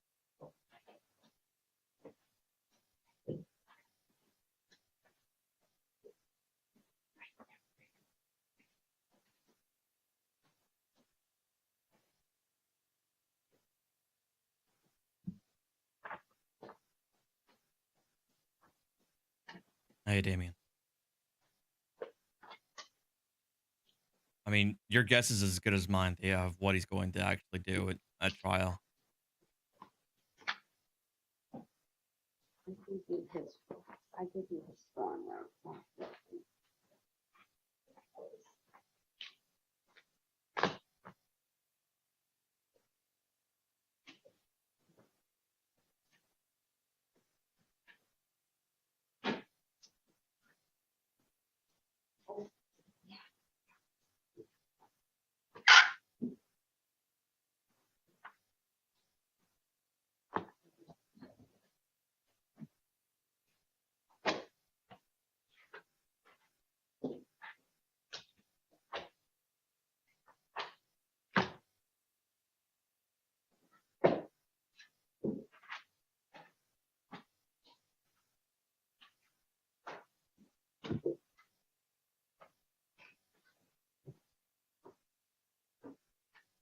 Wisconsin, Jerry.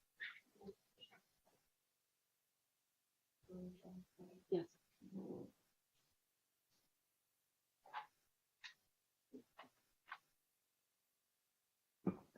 Thanks, would work.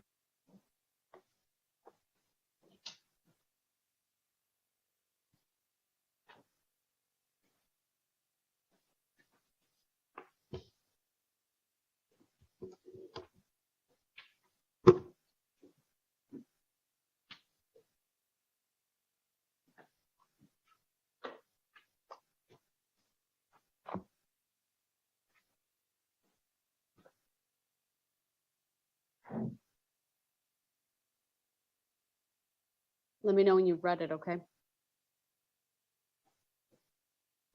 We're just gonna start with 233, okay? Yes, ma'am.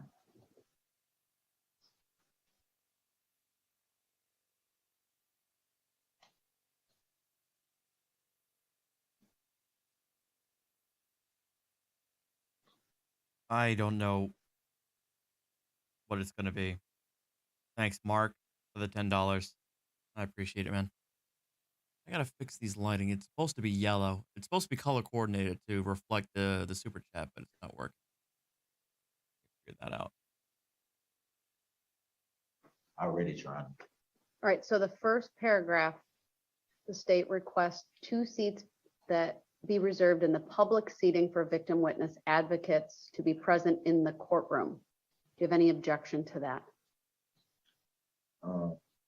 Not really. I just would want to know, would that involve a lot of coming and going? Because I know you stressed that you wouldn't want a lot of movement, getting up, leaving, coming back, getting up, leaving, coming back, sort of thing. Would that involve any of that? My trial order remains as is, and they would need to abide by that. Okay. No objection to that then. I was just unsure because it says to assist victims with whatever needs they may have. So I didn't know if that may involve somebody might need tissue, need a drink of water or something like that. Would that interrupt the proceedings? That's all. The request is granted. Then as it relates to the request for Spanish interpreter, Mr. Brooks, you should be aware that during the meeting I held with the attorneys yesterday in my jury room, which you were not present at, I advised the state that there's a state form regarding the use of interpreters, that I needed the state to fill that form out as to each request being made, because that form will assist the court in appropriately scheduling the interpreters, or could be one, could be more than one, because part of that form is to tell me what day and what time the interpreter is needed. And so it's my understanding the state's going to work on that. I have an obligation under the law to provide interpreter services for the parties, if need be, for victims, for witnesses. And so I am working on that. Any questions about that? Yes, it says right here that those victims will potentially testify. Would the testimony then be in Spanish? We would have an interpreter and the testimony would be interpreted. And so both of the answers in Spanish and the interpreter would be placed on the record. That's the purpose of an interpreter. So there wouldn't be a counterpart to that in English so that I would know exactly what's being said? That's what the interpreter would do. Right, but how would I? I can't answer that, sir. The interpreter will assist the court, the jury, and the You parties to understand. The interpreter is being placed under oath. So under penalty of perjury, the interpreter is attesting that they're translating accurately what is being stated by witness testimony and by the questions and answers being given. And the answers that are provided. The Jacob, he'll be in suit and tie or in business casual, regular dress. He will not be in a jumpsuit. Yeah, that's all I'm asking. I just want everything to be exact. Because I know sometimes in Spanish, some words Bitch, that's the fucking point of the interpreter. are kind of pronounced different. Thing that's said in Spanish. All right. Anything else the state needs to put on the record on that? They're not gonna. Interpreters are actually trained and are actually certified. Will I be It's not like they notified? bring off any Joe schmo that's Because you are bilingual off the representing street. yourself, sir, you will get copies of all filings that are made to the court or with the court. Attorney Opera, you, in your last paragraph, reference the exhibits. I thought I did a test yesterday so I could answer this Okay. question, and I'm not sure why. It could be depends on what screen, at least, I don't know. I'll do another test. My understanding is I will be able to share. I have no idea screen, about that, Riddler. Okay. I don't know if the Whether state may it's procure it for him or your paralegal. he gets somebody to like, provide it for him. I have would no need idea. to be in my Zoom. And then I could allow an exhibit to be published that way. And so it would impact the Zoom because it becomes the big screen and there's just a little box with the rest of court. But that's the only way I'm able to have people from a remote location see what's being presented in the courtroom. Does that make sense? Yes, I appreciate that. And with your permission, Your Honor, I can work with the IT personnel on that and make sure we can accommodate that. Any questions, Mr. Brook? Just 1 second, Your Honor, if I may have just a quick second.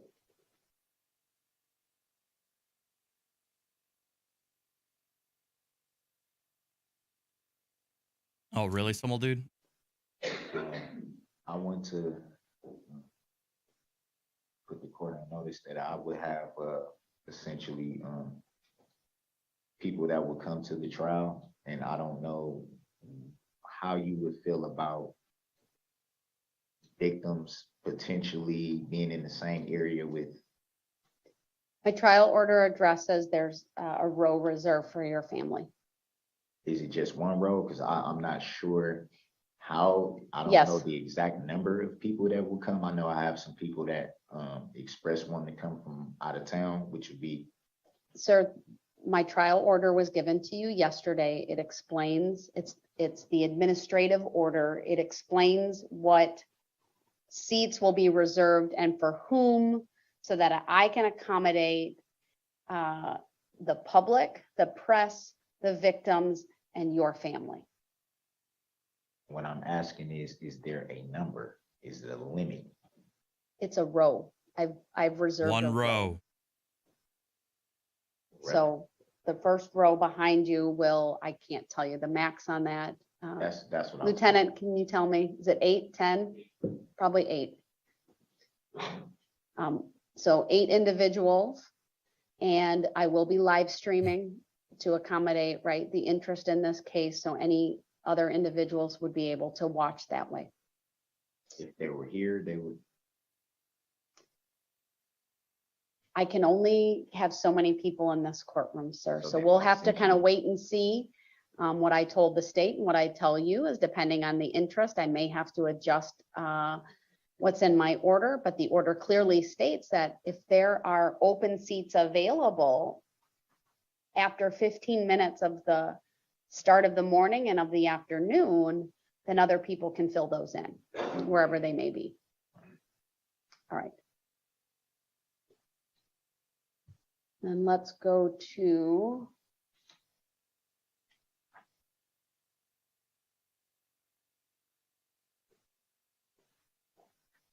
$235. 234 is not, it's a moot point at this point. So 235 is the request to prohibit video recording or photographing of participants. You see that document, sir? Yeah.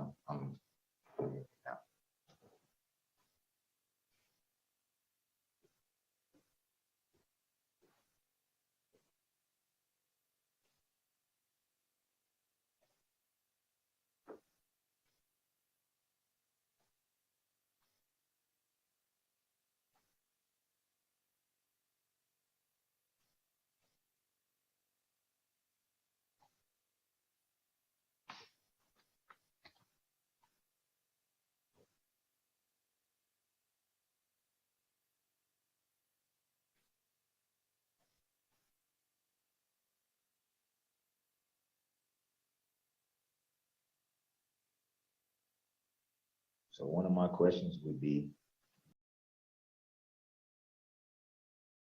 I guess, rule or order or whatever apply to those witnesses, witnesses as well? I don't have a request for that at the moment, so the answer would be no. And can you clarify that for me? I don't have a request before the court at this point to limit showing faces of anyone other than what's in this request. I can't answer what I don't have in front of me. So if you need to make that request, you'll need to do that, but that's not what I'm considering here today. I'm only considering the request that's in this. I'll be making that request. You have to, what I'm going to require you to do, sir, is when you are making requests like that, you can go back to your cell and file an inmate communication form, make those requests in writing, and then tell the COs it needs to get to me, and then it'll get to me, and then it'll get uploaded, and then the state gets a copy of it. Yeah, I'll definitely be doing that. I just And wanted then to. if you have, while we're talking, if there are witnesses that you intend to call,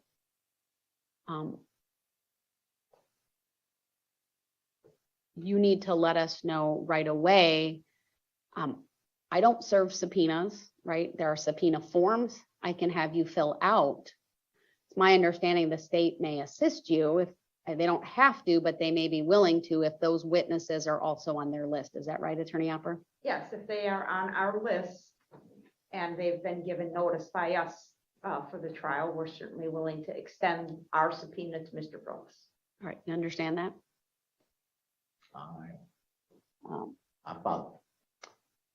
So if there are other people, then you need to I can't give you legal advice, sir, but I had a trial order that governed the naming of witnesses, right? And there are requirements to require witnesses to come to court and testify on your behalf. You're going to need to figure that out. Shouldn't be too hard. All right. I just So- wanted to make sure that So any of, our witness list wouldn't conflict. I only have the witness list from that your previous attorneys filed. That's all I have. So Attorney Opera, I do want a little bit of argument. We'll make sure you get a copy of it. All right. So Attorney Opera, I do want a little bit of argument from you on this in terms of, I know the SCR that you have cited. I had hoped I would get not a broad request. I think victims are different than just citizen witnesses. It's a discretionary determination by the court. I need to find cause. I understand this is a case of, it has received a lot of attention. It of course is going to be live streamed and covered by the media. But I need to make a request that it's for cause. So I need to know who those people are. I mean, I am not going to entertain a blanket rule. I can tell you that much. I'm sorry? I'm not going to entertain a blanket rule. Sure, okay, I understand. And yes, we certainly. Ooh, I found the original live stream, and it's actually a lot higher quality. Posing Hang that on. victim Hang on. This live stream is actually I have a direct feed live stream. Hang on.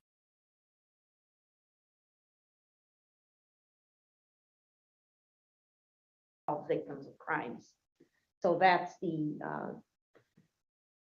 that's what puts them in a whole different category, Your Honor, in our opinion. I don't know how, to my mind, Your Honor, to protect their right to privacy, we would not be doing so by showing their names and faces and voices over the internet or to the media for a crime victim.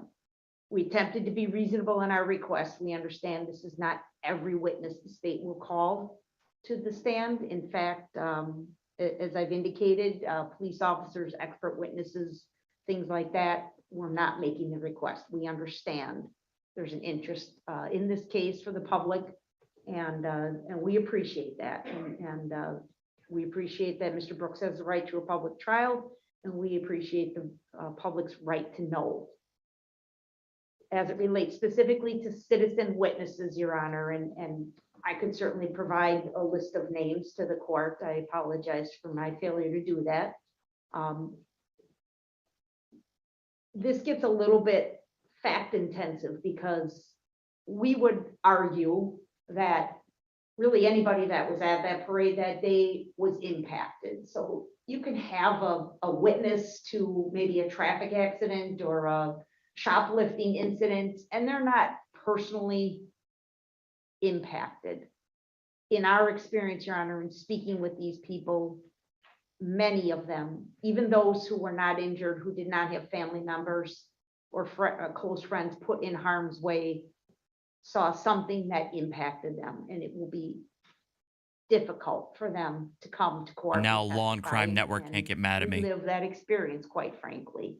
Many of them requested of us, as we spoke to them, an appreciation if the court would consider, again, given the unique nature of this case, the very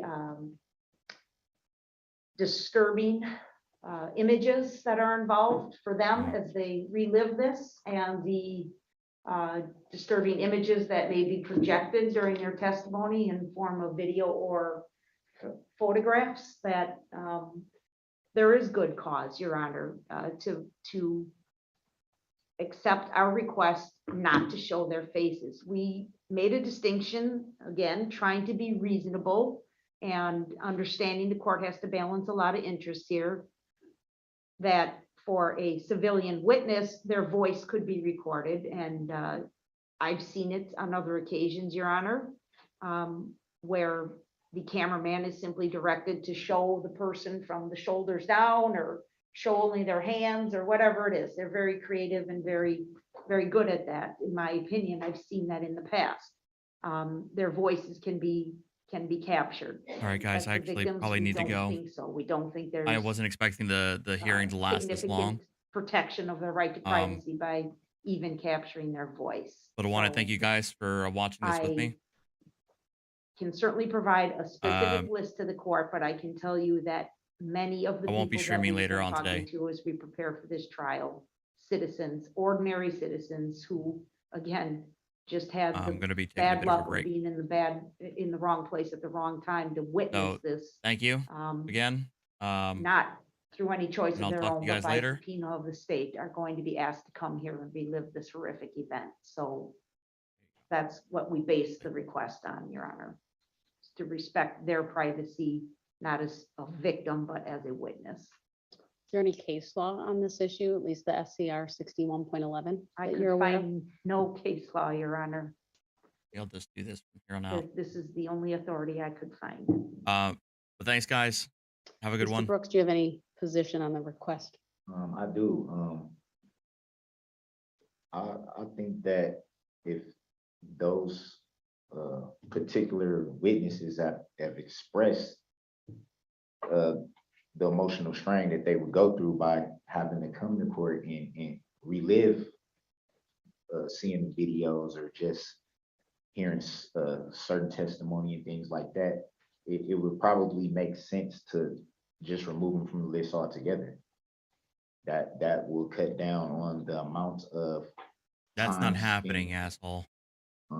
during the trial. Because You want to cut down the number of witnesses, period? Days and some not so long days, but I think why not just remove those people altogether to limit the time and save those people from having to go through that if they've already expressed not wanting to do it in the first place. And as far as I do understand what the state's position on certain people not wanting to be shown their face, not to be filmed. That's understandable, and a lot of what they're saying I agree with. But what I don't agree with is the time that we live in right now, with pretty much everything is at our fingertips, whether by Google, whether by social media or different types of things like that. All right. It wouldn't be that difficult for just the name. I want to hear the ruling on this one. Somebody Hold on. somewhere might want to just Google that name and find out information about that particular witness. So I don't think either way is really protecting them from anything. I think if they choose to be a witness in this case, they're pretty much, the public is going to know who they are. So I would think it would be more logical to just remove them off the list altogether.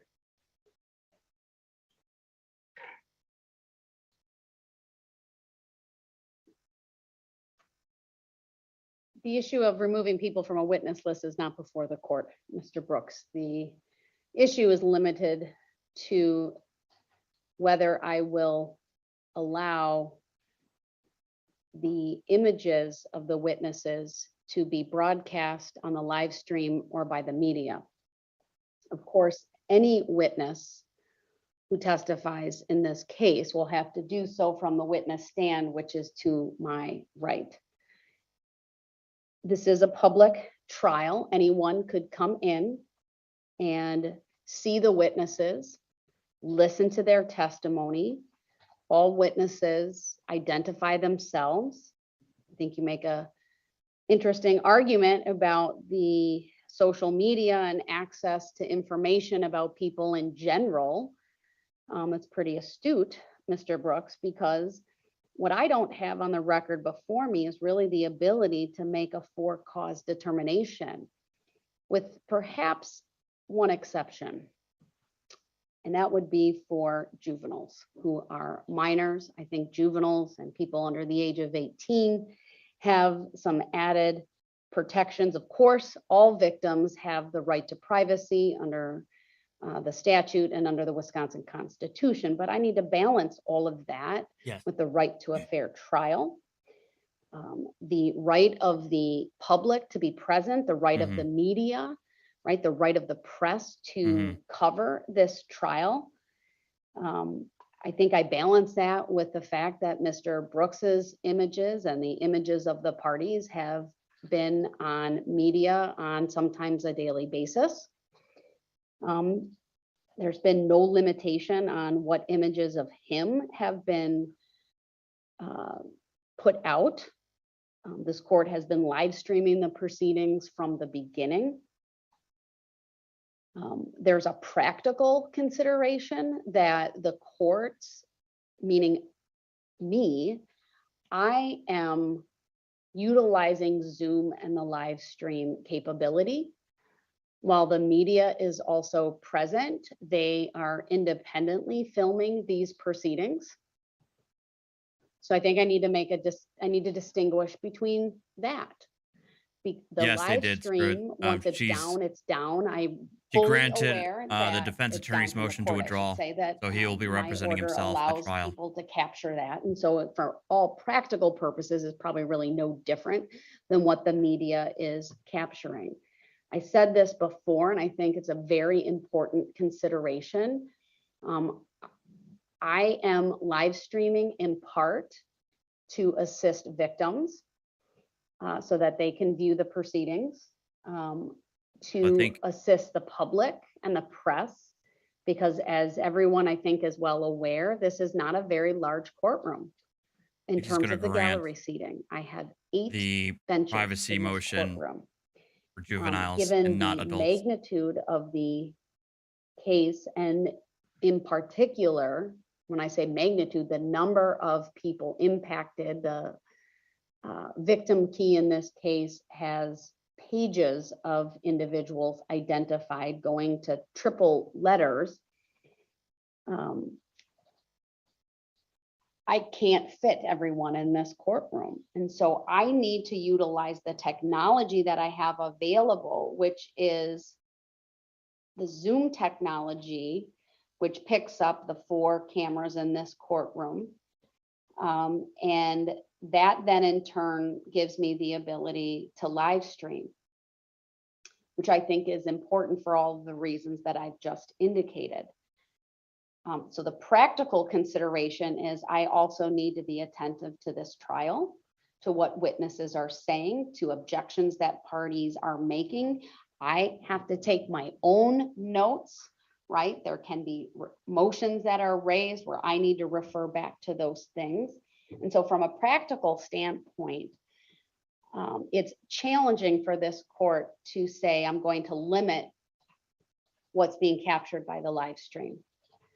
I mean, right now, if you were to look on the boxes that you have, I mean, there's a far back view, but that's normally the view that is on the witness stand.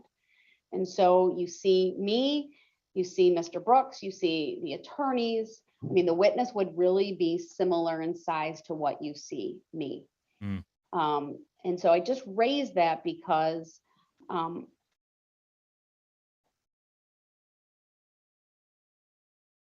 it presents a challenge to knowing, who that applies to if I were to grant it and who it does not. I realize you can put me on advance notice and all of that, but that's only part of the equation, right? I've talked about the right to a public trial. I do not want to be insensitive to the impact of testifying and what it can have on anyone. I've certainly seen that played out in my courtroom a variety of times. And I don't want to be insensitive to the emotional toll on the people involved in this case. Like I said, I need to balance everything. This is going to be a murder trial that or a I've already CBTRE trial. referenced. What I will do is as follows. If there is a juvenile witness, That's what I thought. I'm going to Just granting it require for the juvenile. state to give me ample notice so that I can adjust. I can't turn off a camera in this courtroom. I can't. So I have to adjust the camera and either put it very far back or put it in such a way that perhaps is from the shoulders down. I'm not going to limit audio in any situation. That's important so that people observing this, not the least of which are victims who might be observing from a remote location, even in this building, be able to see and hear the testimony. But I am willing with a juvenile witness to limit and require, I guess, the court and the media to only capture from the shoulder down. So that would prohibit the media from capturing a juvenile witness's face. Of course, we'll be able to hear them. All witnesses, like I've already said, they state their name on the record. You know, many of the names of the individuals, despite the court proceedings, are very well known to the public. I have seen every victim of the homicide charges names in the media repeatedly. So there's obviously no reason to somehow limit coverage of that. That's not exactly what we're talking about, but there's other victims whose stories have been in the paper, whose names that are out there. And like I Okay. said, I think We if I'm heard, doing my job correctly, I have to do a balancing. How much information? We is out heard there? I what she really was don't going to know. say. I'm She's being going to grant asked it to issue for a blanket juveniles, rule for all victims just and to have the all prosecution give witnesses, advance and notice. that's just not something this court is willing to do. So like I said, with the exception for a juvenile witness or victim, I think it's appropriate. I understand what the SCR says, but in terms of all other individuals, I'm going to deny the request and find that on balance, the right to a right. public trial. Thanks, guys, for coming in to Even watch. the broadcasting of that information I'll see you. is an I'll important see you when I see you. part Take of care. what goes on. It lends to the transparency of what we're doing in this courtroom. And I think in turn leads to public confidence in what we're doing in this courtroom.